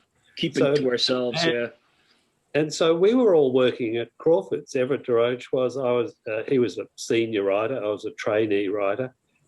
Colin Eggleston had directed one of their TV shows. He directed this, of course. And it stars John Hargraves, who was in Sky Pirates, but also Bryony Betts, who was in Cassandra and was in Long Weekend, obviously, and it was Colin Eggleston's wife. But she was an experienced television actress. So I just loved it. I just thought the concept was fantastic. The visuals, I'm just checking. Yes, they were shot. It was shot by Vince Monton, who also shot. What are we calling it? Treasure of the race. Treasure Sport. or Yankee Zephyr. The Yankee Zephyr. Yankee Zephyr 2000. Yeah, Yankee Race for the Zephyr Yankee 2000. Zephyr. Yeah. Yes. But he also shot the next film we're talking about. Yeah, let's go ahead and move on to Sounds road like games. a time for a segue. Yeah, let's move on to road games. It is now I will admit that road games, what I love is that it's some list it as road games and others just listed it as road games. I will admit this is one I have not seen, so I don't know Joel. road games. But this is another Richard Franklin and another screenplay by Everett DeRoche. I gotta talk because I only saw this years ago and again, for the first time. Another bonkers cast of this was one where Stacy Teach. Yeah. Jamie Lee Curtis. Okay. Yeah. So that's why I'm I haven't seen it. I don't know why. I have no excuse. Pretty typical of what Jamie Lee was doing at the time. It's definitely right up her alley. Definitely a step to the aside of what Stacy Keach had been up to. So he's the guy who's the sort of fish out of water, at least within the storytelling itself. But he's great in it. We revisited it before we were supposed to do our original show date, and I hadn't seen it in probably 20 something years. And I was just monumentally impressed with this, everything about it. I think what the big joy is Keach's character and the way he talks to himself and quotes, literary figure. It's it was so oddball, but everything about it, all the kind of Lynchian random characters that you just kind of come across. Yep. And then sometimes you see him again, sometimes you don't. In this case, I'm thinking about the red-haired woman that rides with him for a while, and it's actually a very the family that they're obviously on parallel. The guy with the boat, but the movie held up for me as being very terrifying. It held up really well. I was very on edge for a lot of it, and having seen it years ago, I remembered enough of it, but. It's just it's a road movie, which of course. When you watch this from the video store as a kid, it's a certain kind of movie. It has this incredibly provocative poster art that seems to have nothing to do with the movie. It's like a science fiction novel in that way. It doesn't have spaceships battling and stuff when there's no spaceship battle in the book, but it has this sort of sexy, very exploitive thing. And then when you join Stacy Keach on his journey, you're so the road games are really name you saw something like this. It's all this fun stuff. Yeah. It's this family trip stuff, basically. But seeing it, and I've stressed this at the beginning, I'll stress it again here and for the next movie more than any of them, seeing it in widescreen for the first time, it's a whole different film. It's just a totally different film. When you watch Escape from New York on Sunday night at the movies, when you're a kid, you're the story, you buy into it, you go around. When you watched it on DVD for the first time, when they put those black bars on the top and bottom so that you were seeing the whole thing, you realized how even that B-movie trash is visually powerful and stunning. And there's all this incredible composition and lighting and things that you just can't get when you're only seeing half the image. Road Games improves the most of any movie on this list, I think, by that, because it's the wide open spaces. That's what it's all about. That spookiness of being isolated out there. It's funny you say that, because I think that is a big part of this last experience a couple months ago when I rewatched it. But I think you guys know this about me. I mean, visuals, yes, that's not my forte. I mean, I go for storytelling and character, and I was just blown away by the beautiful way their relationship came together. And it wasn't pushy. It wasn't lecherous because he's got 30 years on her. Right. I was so impressed with the fact that I was 100% on board with you people. And you know how hard that is for me to commit to people in film, because the writers never get it right. So it's I love these people. I love this guy. And so you felt for them that whole time. And I think that's what also lifts up the terror for me, because I really did like these guys. Don't let anything happen to Hitch. You know, she's awesome. Don't do it. You know, I was just majorly impressed. And I don't think Elwood, my husband, I think this was his first time that we just saw it. And he was gaga. Like, how have I not seen this? He's hard to impress. Yeah, he is. Yeah, that's saying something. So yeah, I love road games. Like, I'll shut up now. All right, expert panelist, road games. What do you got? Oh, that's me. Yeah, that's you. Well, I have something. Richard Franklin, who we know directed this, was inspired by Hitchcock. He met Hitchcock. They'd become friends when Richard went to America. I didn't know that either, but I feel the Hitchcock influence in the whole thing for sure. So he actually wanted to do Rear Window set in the outback. So if you think about it, of course, he's stuck in a truck. He's seeing things going on around him, all the different people in different apartments, except you're on the road.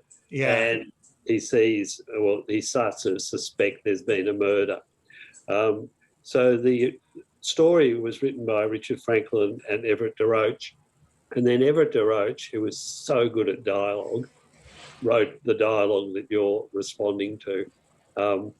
But it didn't do well in Australia. It was interesting. When it came out in 1981, it was made, there was a lot of flack about Stacey Keach playing an Australian or playing an American truck driver, going from Melbourne across the Nullarbor Desert to Perth.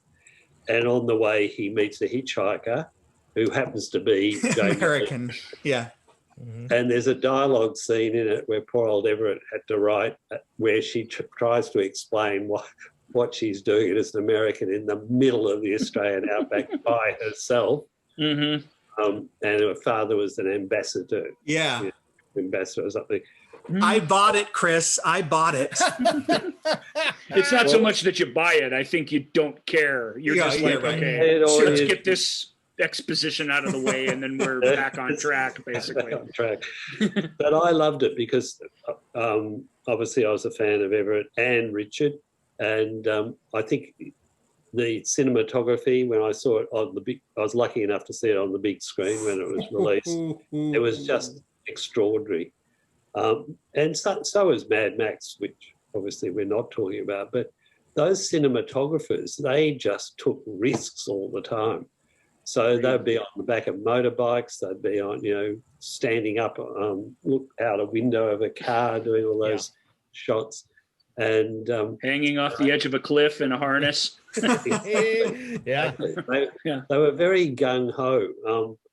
And it turned out you actually, it felt like you were driving across the Nullarbor. I've never driven across the Nullarbor Desert. It takes 3 days.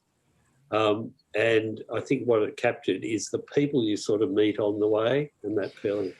But when you think about Rear Window, you can see that's Rear Window as a road movie. Who would have thought of that?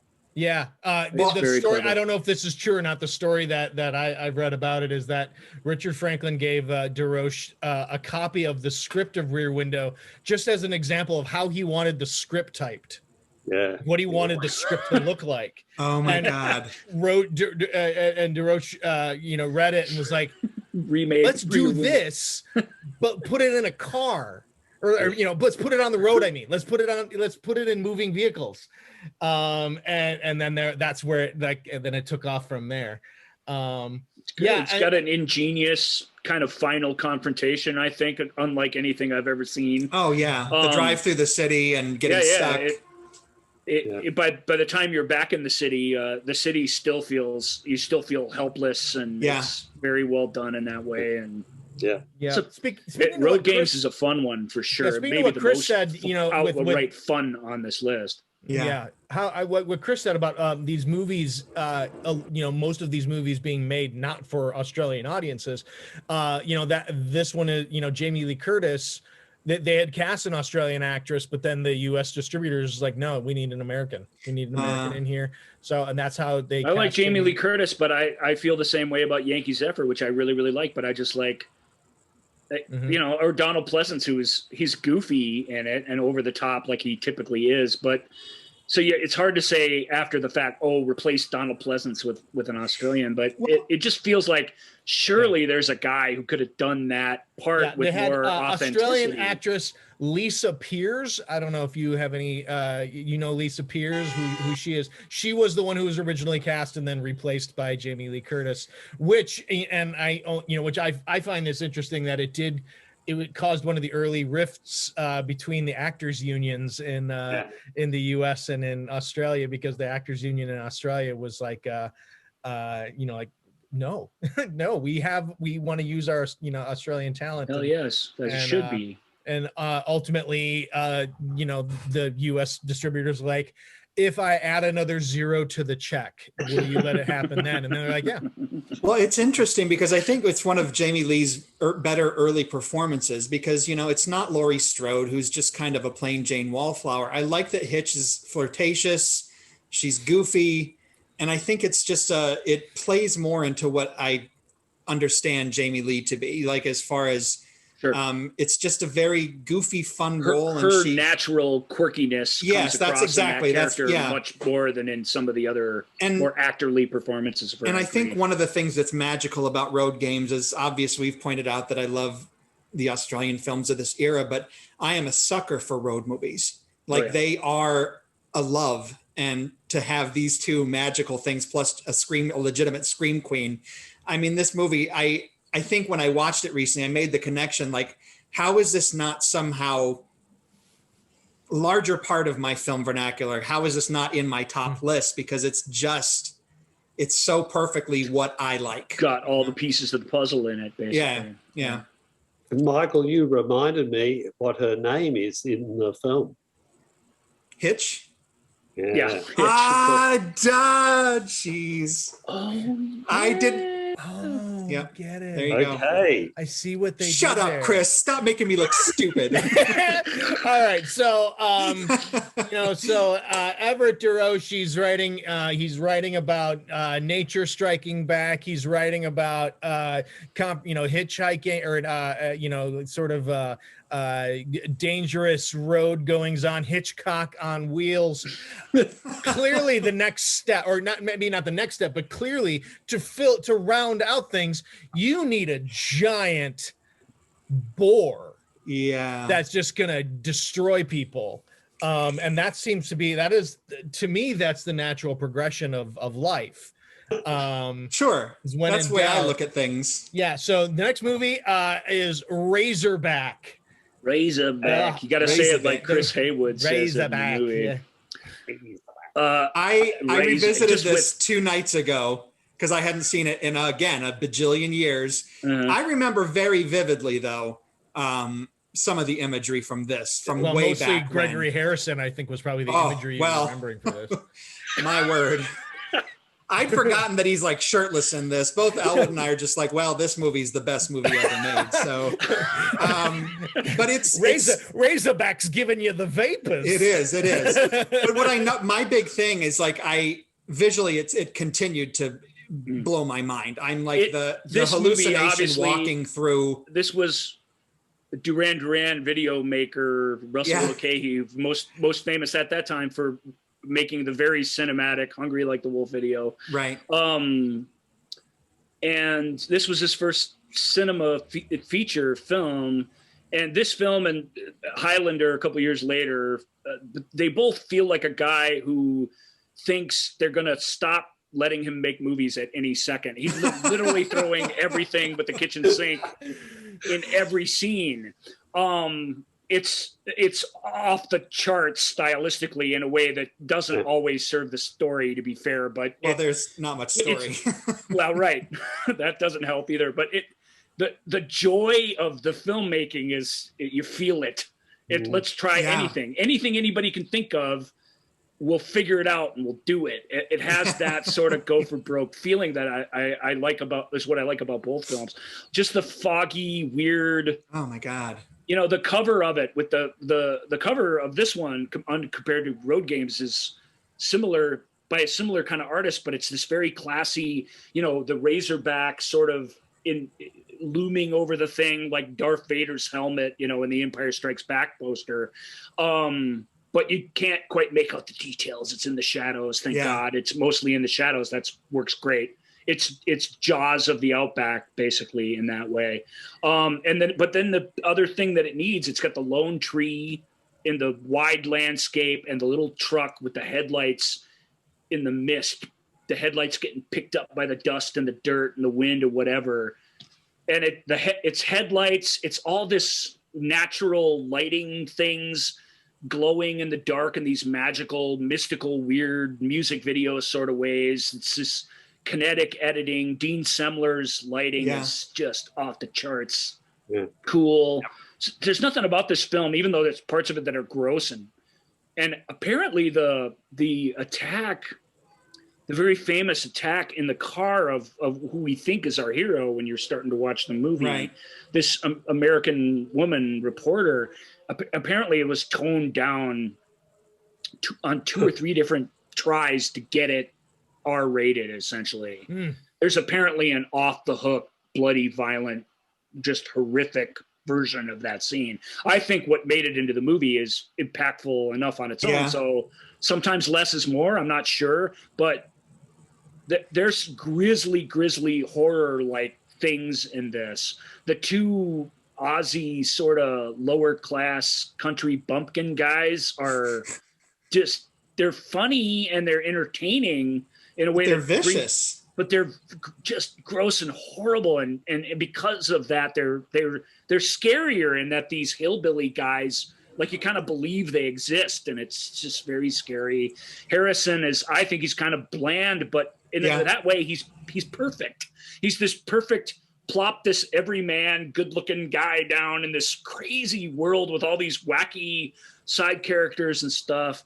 And what's her face? Who's the woman in it? Archie Whitley. Sorry, Whitley. Thank you. Well, she's, every time you see her in something, she just, I don't know how good an actor she even is, but she just has this natural screen presence that is amazing, and you kind of love her and want to protect her. You know what I mean? It's hard to explain. She's there's only a couple women in all of Road Warrior. She's the blonde one in Road Warrior, if you remember that.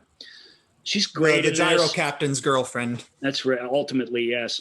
And Chris Haywood, man. Anytime you can put him in your movie and you don't, ask yourself why you didn't. Which character was he? Take a look in the mirror and go, do we have, well, maybe we didn't have something for Chris in this, but if you got Benny something. Baker. He was Benny Baker. Which is Benny Baker? He's the hunter in it. Basically. Oh, the Quint. Okay. Get him in the movie. Yeah, the Quint, exactly. I can't remember the exact phrase, but the godless shitty vermin, whatever he says in it.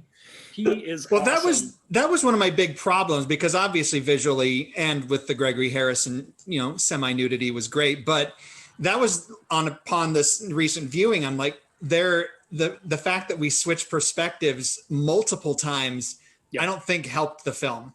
No, and I think you're right. On top of that, Harrison, as good looking as he is, I mean, the character is underwritten horribly. I don't know who that dude is, other than he likes his wife. Well, he's that's hoping, what I get. Remember, when it's more than that. When he shows up, he's hoping he's going to find her, didn't he? Like, she's disappeared. But that's what I'm saying. He has no other. We don't know anything about this dude other than I just gave my wife a ring and now I need to find her. I assume he's a person that got me with on a background. Board. I don't need him sitting down telling his life philosophy. I need something. I need something. We've talked about this. I need a little something. I don't need because you 3 pages of. Dude, I saw him on a studio lot for a film festival years ago, and I couldn't bring myself to say hello or anything, because I probably would have just fallen to my feet. You were just take me now. Yeah. But he's good. I mean, he's serviceable. They don't give him much to play with, but it's enough that he's what he is in this world that he's entered. it might be better if there was more. I will agree with you there, but it's enough. There's enough there that it works. Well, it's and again he's one a of those charming things. enough guy. Do I really care? I mean, the movie looks so good, and it's the important kills that he are cares great. about these other people, and he kind of learns about them. That's sort of his deal in it. Yeah. More than the other way around. So, Chris, More of than the all American going, let me tell you what I think about things. I don't know. I think it's kind of cool that way. So, Chris, of all the wild boar in the Outback films that you've had in your experience, how does this one rank? Well, it ranks highly. Oh, good. That's good. Yeah. Cinematography. Yeah, The cinematography. Yeah. Dean Steinle, who, of course, won an Academy Award for Dances with Wolves. Yeah. And this That was little film. Yeah. Shot the Spielberg Jurassic Park films and amongst other things. Very accomplished. Apocalypto. There you But go. one of again, a problem with Australian audiences with this film was it was Jaws in the Outback. Yeah, it was. And in fact, we've got three characters go out to kill the boar. The problem is we are scared stiff of sharks. So Jaws went through the roof in Australia. Whereas pigs, not quite as much. We just shoot them. I'm sounding like Chris Hayward. So the fact that there is this wild boar, which is basically a big pig, attacking, and people just the screening I saw, people weren't impressed. Laughed, unfortunately, and critics made fun of it, etc. But it has obviously done incredibly well internationally, because if you come out to Australia, the thought of a huge pig, which I don't think exists in the first place. Right. Huge shark does exist. Yeah. It's completely different. So, but you're right about the dialogue again, that Everett de Roche is writing really good dialogue for these basically support characters. Yep. The other thing is, Russell Mulcahy, it's so influenced by his own music videos. He did the music video for Elton John, I'm Still Standing. Mm-hmm. Which is used at the end of Rocket Man, and it still stands up as an amazing music video. I agree. But he was doing Razorback as a long music video. Yeah. Yep. You can see that, but it's interesting though that even though he has that music video aesthetic, it works well for the story. Like it doesn't feel like disjointed. It feels like, of course, it's certainly, like I said, those hallucination walking through the desert sequences are just out of control. Yeah, I think ultimately, if you take all the trimmings away from this, you are really left with a dumb film about an attacking giant pig. It really is style over substance in almost every way, but the style is kind of amazing in every shot. So that's why when I watch it still to this day, I get that it's how many Jaws ripoffs are there, and how many of these stupid creatures are there that are just like, give me a break? How many Alien ripoffs are there? It's like that part you kind of have to get over. So that, well, I can see why Australian audience weren't impressed with the pig attacking, but I was like, whatever. I get it. It's a giant mutant, unstoppable pig. That's all you got to do. Yeah, I'm tell sold. me that in the poster, and that's what I showed up. That's why I paid my fee to get the ticket. So I'm not going to get hung up on that. Pigs in the U.S. don't have tusks like that. That's true. It's true. So we're like, so they are a real danger, Chris. Yeah. Don't downplay their danger. Yeah. Yeah, the water tower damage alone is. But look, what I know about Australia is Australia has like the most dangerous, most deadly snakes, most dangerous, most deadly spiders. Crocodiles. Crocodiles. Crocodiles. Well, the scorpions, the most deadly scorpions are, I believe, in Australia as well. Well, isn't the saying that everything in Australia wants to kill you? Yeah. But where do you put pigs on this list when we actually? Well, that's what I mean. That's why Australian audiences were like, "You shoot them, pigs." What? Yeah, you got a guy who that's like his whole job, sharks, and he can't quite get it done. Yeah. So the pig gets the better of him in the end.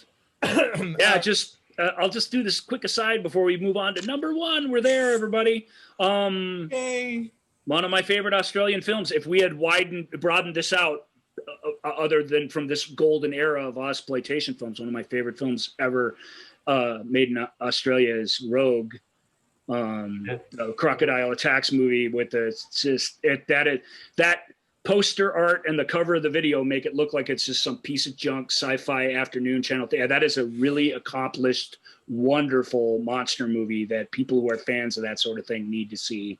Well, on that same token, I actually really liked Blackwater, which I know, Chris, one of your actors from Fear of Darkness, is in. Blackwater's great. Director great. also did The Reef, which by far is one of the scariest experiences of my movie-going life. Reef's I nearly good. pissed myself because that movie scared me to death. Yeah, because it's a shark, Michael, not a pig. It's not a pig. That's It's not a why. pig. It's a If pig. it were a pig chasing them down in the ocean, you'd have thought it was really dumb. Aspiring studio heads and creatives out there, this is a lesson that you can learn from the movie show with Joel and Ryan. As you're creating a story, as you're creating conflict, and your antagonist, whether your antagonist is another person or an animal or some other ethereal thing, you should always ask yourself, is it scarier than a pig? And if the answer is yes, proceed. It needs to meet this minimum threshold. Maybe Razorback 2000 would have helped. Boom. I told you I have an outline for a sequel to Razorback called Razorback 2 Jurassic Pork, which is about they open an underground cavern where a bunch of prehistoric razorbacks have been living, and a whole herd of them gets out and takes over. All right, so there's no possible way I can create. And the whole movie's about the engineers transition. and guys the hunters trying to stop them from getting the Razorback stampede from getting to the city. Mm-hmm. Yeah. Call me, Hollywood producers. There you go. You get the Mexican non-union Steven Spielberg equivalent. Steven Spielbergo. Yeah, correct. Yeah, all right. Our final film that we are going to talk about, we have made reference to it about 3,000 times in this episode. It is a movie that is released by the three of us. I hope, Chris, you like this as much as the rest of us. And I'm going to announce it in the way that it won't make any sense to you, Chris. I don't think Ryan remembers this, or the people listening, but how this movie is pronounced to us is Fortress.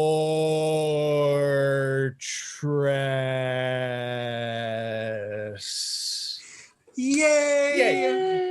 Awesome. Yeah, so Fortress, again, Everett DeRoche, the man owns our collective Australian movie loving hearts.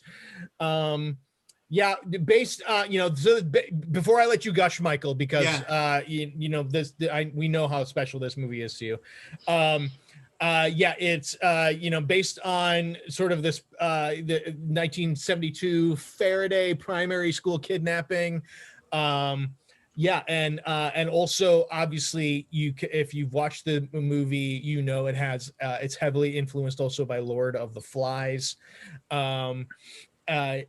Rachel, the stunningly beautiful Rachel Ward, is the teacher, and she is surrounded by kids of various ages because this is a small little not Australian, by the way. Yeah, sure. And one of the kids a sort of theme. Yeah, one of the kids is clearly an Australian Special Forces trained soldier who knows everything on how to. Before you go, Michael, before you go off, I just watched this morning because I thought, man, I haven't seen this. I haven't seen this since we were all watching it together, which is, as you say, 28 years ago or whatever. That scene, that's a brilliant spear, Derek. And he's like, he just looks up and he's like, I think I should build all the spears. And everyone's like, yeah, good idea. Here, build mine. The film is packed to the rafters with brilliant little moments like that. It's really what makes the movie, I think. Before we get into it, Michael, go ahead. What do you think, bud? This is in my top 20. I think this comes in about the number 13 of all time, not of genre of anything. This is of all time. Yep. So this movie is very special to me. I've seen this hundreds of times. Like, this is a movie I will put on, even though the subject matter is crazy. It brings me comfort because I know it so well. And the thing I think is special and why it's still, because the last time I watched was probably a year ago, but this movie still terrifies me. I think it is so extremely effective. in just the sense of isolation and the sense of danger and the random psycho could do anything at any moment. Well, Bad those guys are masks particularly effective. don't do my nightmares any favors. The happiest masks you can get are always the scariest. This movie sort of proves it. And and particular the Father Christmas. The Father Christmas mask, is just how it hangs on that actor's face. It's so disturbing.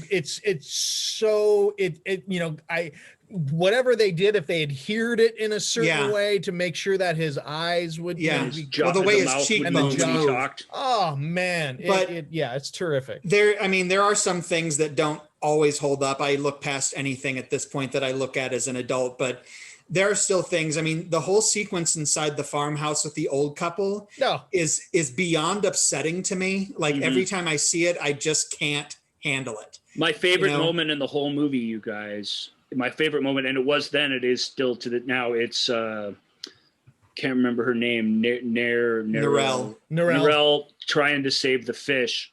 Don't get me started on Narelle. I mean, I will derail this whole show if I start going on about Narelle. That's Simon Baker's wife, you know. I know.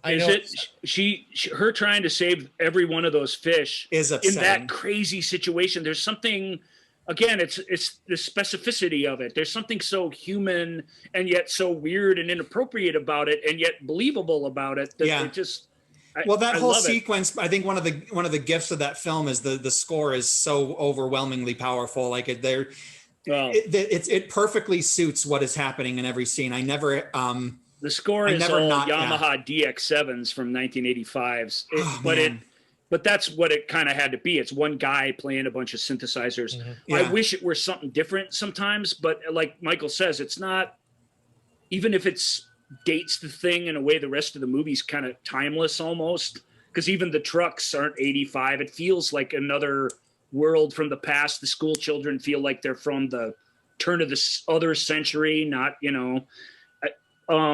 so I wish the music was different, but the guy who did the music is great, and he did all the work, because the ADR on this film is terrible. All the voiceover stuff they did later barely matches, sometimes doesn't match at all what they're saying. That's not criticism of, you guys suck at making movies. It's you clearly had all this location shooting. You had you probably had 2 days to do all the overdubs you had to do. The guy with the music had to do all the sound effects because you got no footsteps in this scene. You've got, the sound is just like was done in a couple of days. It's amazing. It's as cool and atmospheric. It's funny that you say that. I've never all these years noticed things like that. I think I'm just so overtaken by the journey that I just don't see those things. They're not criticisms. They did. No. But I mean, I don't even notice those rises to the occasion and fills in all the gaps that the audio, if it had a normal amount of post-production time, would have done itself. Yeah, that composer has to do the work of that. I mean, I'll say in the moments with stuff. One last thing I think that sets up this film for me when I first experienced, because it was released on HBO. Yep. And I had this recorded on a VHS, missing the end credits for 20, 30 years before they released it on DVD. And so that's the version I watched. This is a taped. And but I think that music cue of Miss and Sid and his brother walking down the train tracks, and in the back you can see the train kind of out of focus coming toward them, and that music cue, that opening every time just freaks me out. That music cue that's like the child's march tune, that's the best thing in the whole thing. It's creepy, and yet it has an innocence to it. It's awesome. I love it. So Chris, is Fortress as beloved a movie in Australia, or at least in the Chris Fitchett Fitchett household, as it is in the Fargo Moorhead college student area of the early 90s? Well, this film went over really well with Australian audiences because it was based on a real story. As you said, in 1972, these two crazies would have been, Chris Hayward and John Waters, or John. Anyway, it was she was only 20 years old, the teacher. Oh, wow. There was a primary school in those small towns, Australian towns. There was only one school, and it was the primary school 6 pupils and her were kidnapped for a ransom of $1 million. And so the whole idea that Everett DeRoche then, or was based on a novel, which was really good book. Gabriel Lord. That Everett DeRoche, I think, added things like the masks, the fish, etc., etc. I'm not sure, but they feel like Everett DeRoche touches. So he wrote the screenplay. Arch Nicholson directed it. It was mainly a TV director. It was actually produced by Crawford Productions. Right. Yes. And Crawford Productions, as I said before, was where Everett DeRoche got his start. I got my start. Colin Eggleston, Richard Franklin, etc. It was the major production company for TV shows. There was Melbourne, there was Sydney, and they were the big ones in Melbourne. So it was made as a telly movie. Yep. And the hope was that it would come out as good as Steven Spielberg's Jewel and be released in cinemas, but only in Australia. I think they pre-sold it to HBO. So it was done, but Arch Nicholson as director, Everett DeRoche's script, and again, cinematography that was very cinematic. Yes. Yeah. And it was shot protected for television, but he shot it in with spherical lenses, so that it is a widescreen movie. It's not a movie in scope like all the rest of these are really sexy. There's no point in doing that if you think you're primarily going to be on TV. But he still took the time, which is not easy to do, especially in a rushed production like this was, to shoot it in 2 different aspect ratios so that he protected it for. And now the proper way to watch it is on the shape of your modern TV, and that's how I just watched it for the first time, and it looks great. It looks really, really good. Really well composed and shot film. And we believe it because the weird thing about the real story is the guy who got and his mate got captured, went to jail, escaped and tried it again, and did it again. Unbelievable. Yep.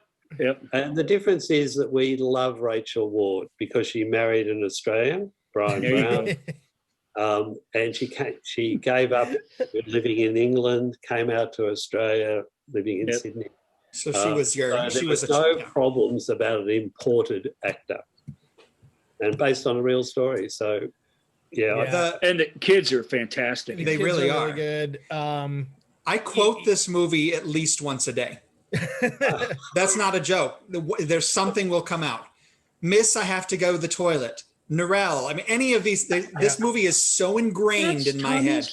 That's Tommy's line. We still say that to each other out of context in crowds, and nobody knows what the hell we're talking about. Yep. And I will often just say, Miss, I have the curse. I've got the curse, and I haven't got any of the, the things. Oh, for goodness sake, Narelle, what is it? I'll go on forever. I'll shut up.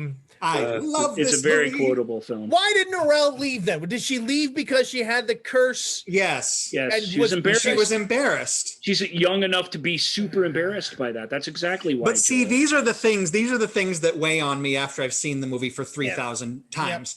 Is that she left. Okay, I get why. But I always had this sense, even as a young person watching this, because I first saw this when I was probably 12, right? Is that, okay, all of the other children experienced the final moment in the cave. Right. Narelle did not. Narelle did not. So how does that affect all of their relationships going forward? These are things I'm thinking about as I see the story continuing. I don't think what happens. I love Narelle. Narelle tried to save the fish. She has no utility in a stabathon. She played the kind of perfect role that she should have. Not all kids, not every single kid turns into a killer or is even capable. No, I'm not saying that she would have or wouldn't have partaken in no, this. I'm saying that she's clearly okay with the human heart being in the classroom afterwards. Right. So, you're right. She celebrates along with the rest of them before the curse comes along. It's not that. I just saying she's not a killer. The movie sets that up very, very carefully throughout. She's not a killer. She's not going to be much use in that department at the end of the film. The film finds another way to use her. It's a little contrived, but I dig it. I like it. I like that there's she's a fantastic actor in that too. She's great. Yeah, I mean, all the kids are really, really good. There's none of them. They're all good. Like I And said, by the way, Vernon Wells is the duck. Dabby Duck. He's the guy that, you know, in the Road Warrior plays the Wes. The fact that Sid clearly he's the only guy with the mask in the movie we don't see his face at any point. No, right. Isn't that right? But or do we not see the mouse either? We don't see the cat. We see a little bit of the mouse. Well, one of them dies in the snake pit with the curly hair. That whole sequence. That's the mouse. Yeah, he doesn't have a mask on. Yeah, and then the whole we definitely ending see Father Christmas, which you know. Anyway, but you don't even get a hint of Dabby Duck. That's so. Cool. I wanted to tell you too. The interesting thing is that Sean it's cool Garlick, that the most recognizable actor even then is the one who doesn't show his face in the whole film. I think that's neat. Yeah, that's all. Sean Garlick, who plays Sid, he ended up being a rugby player pretty successfully, I think, right? Professional rugby player. And now he sells pies.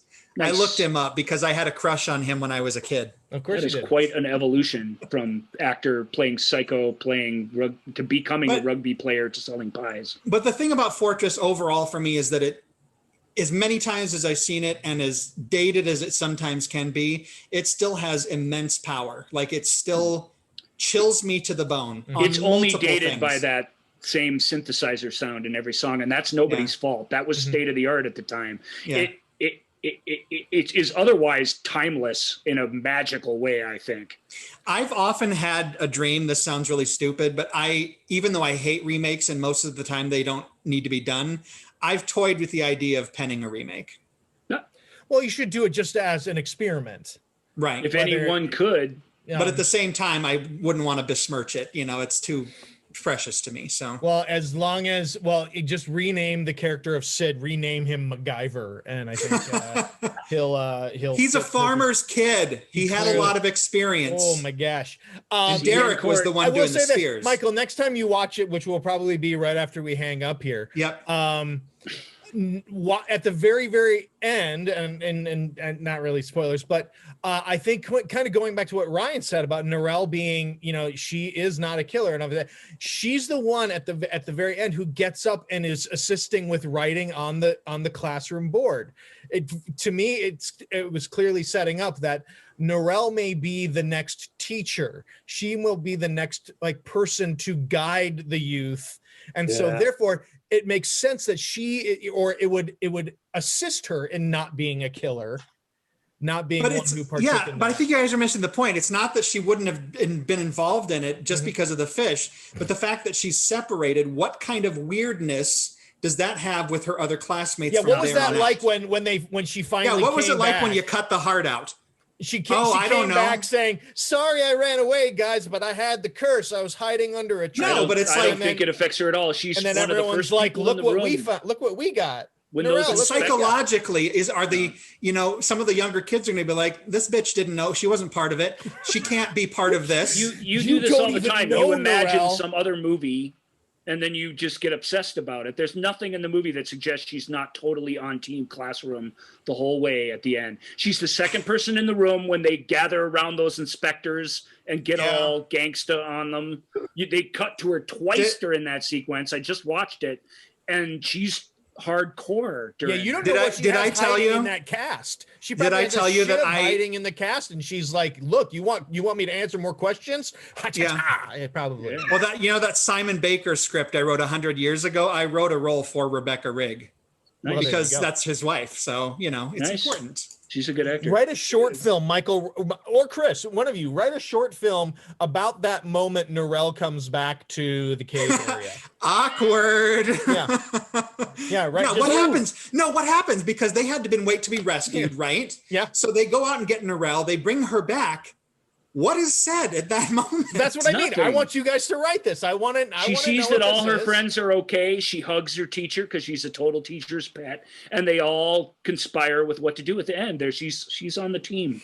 All right. Nothing. One more thing I'll say. As long as one of the kids, because she left, because of the reason why Norelle left, as long as one of the kids just goes like, "Well, speaking of blood." Oh God, that's terrible. So the one thing that I quote constantly, which Elwood just laughs at every time I say, is it's Derek after they try to move the rock in the cave, and Miss says, somebody, everyone get a drink, because they've worn themselves out. And so Narelle gives him the drink, and he's like, this isn't drink, this tastes oily. I've given him my salad dressing, Miss. That's my line. Yep. Anyway. Yeah, salad dressing. Fortress. That happens in, that's weird. That happens in, we talked about this the other day, you and I privately. Accidentally drinking salad dressing. That's in Dickens' David Copperfield. It's not a coincidence. There's no chance that that's a coincidence. That exact same thing happens in the cave. DeRoche obviously knows his Dickens. Well, there you Give it go. my salad dressing, Miss. I'm just saying it's a great moment, but it comes from another weird moment like that as well, where somebody's. Oh, Fortress. I know we've gone over now, like we always do, but you know what? That's okay. Because we have our friend visiting us all the way from Australia. So anything you can help us with in summation now that we've gone off the rails completely, the three of us. Poor Chris. Yeah, you're probably now that we're imagining things in other characters' minds and scenes in movies that didn't take place and that there are no evidence for. Is there anything you can do to bring us back to reality? Maybe. Unbeknownst to him, he just took a trip back in time to 1994. Moorhead, Minnesota, and experienced an evening in Ryan Harris's dorm room. Pretty Joel, much. Michael, and Ryan. Unfortunately, you didn't know you were going to get this unwanted experience, but now you can't unhave it. We almost made it. I've gone back to the 80s. This has been perfect. I'm much older than you guys. My summation is that the filmmakers we've been talking about, particularly Colin Eggleston, Richard Franklin, Everett DeRoche, Anthony Oganane, they were all a generation before me. They were born almost straight after the Second World War. And they created this whole, I think it's a genre. Peter Weir, Gillian Armstrong, Fred Skepsey, etc. were, let's call them the A grade filmmakers, the B grade. And I'm not using that in a derogatory way. No, neither are we.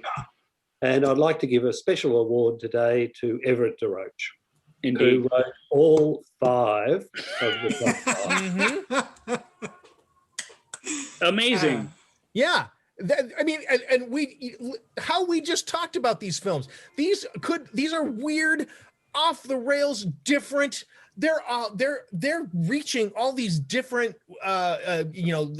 locations, emotional arcs, the inside and outside threats. How they're constructed, and they're all done really, really well. I wholeheartedly endorse your special award, Chris. Everett DeRoche is what an absolute gift to have a guy that can just write in all of these different apparently in a matter of days. Just such memorable characters and memorable moments. Like I said, that if not the most well constructed films, although a couple of them are quite well constructed, what lives on are those visual moments and these moments of dialogue and vivid, memorable characters. That's what lives on for us, and that goes back to the writer in a big, big way. So it's cool that we honor the writer today of all days. We try and do that every time we can, but that's awesome. So, God, thanks so much for being on, man. We really, really appreciate it. Yay. It made the show very special for us. So. Yeah, Chris, this was really tremendous. Thank you so much for getting up on your Sunday morning with us. And Michael, the sun's gone down here in the American Midwest, but you're just waking up. Got your whole day ahead of you. I almost made it through the entire show without, but I have to make the joke. Don't tell us what happens, Chris. We want to know what happens when we get there tomorrow. Spoiler alert. And no, Michael, of course, thank you so much for joining us. We love you. Anytime we can have you guys. Ryan, do you want to play us out, or do you want me to do it? I want you to do it. Okay, I'm happy to do it. Audience, dear listeners, thank you so much for joining us. We hope you enjoyed this trip to the Outback, because we We sure did. Once again, Michael, thank you so much. Chris, I'm sorry. You're in Australia and you were on our little podcast. We can't thank you enough. It was just so wonderful to have you here. Super awesome. Hey, Chris is all right, awesome. everybody. Until next week, this has been The Movie Show with Joel and Ryan. Take care, everyone. Bye, everybody. Thank you for listening to The Movie Show with Joel and Ryan. Remember, all views and opinions represented in this podcast are personal and belong solely to the speaker and do not represent those people, institutions, or organizations that the speaker may or may not be associated with, unless explicitly stated. None of these views and opinions were intended to malign or deceive. And now, here's the producers, circa 1982, to play us out.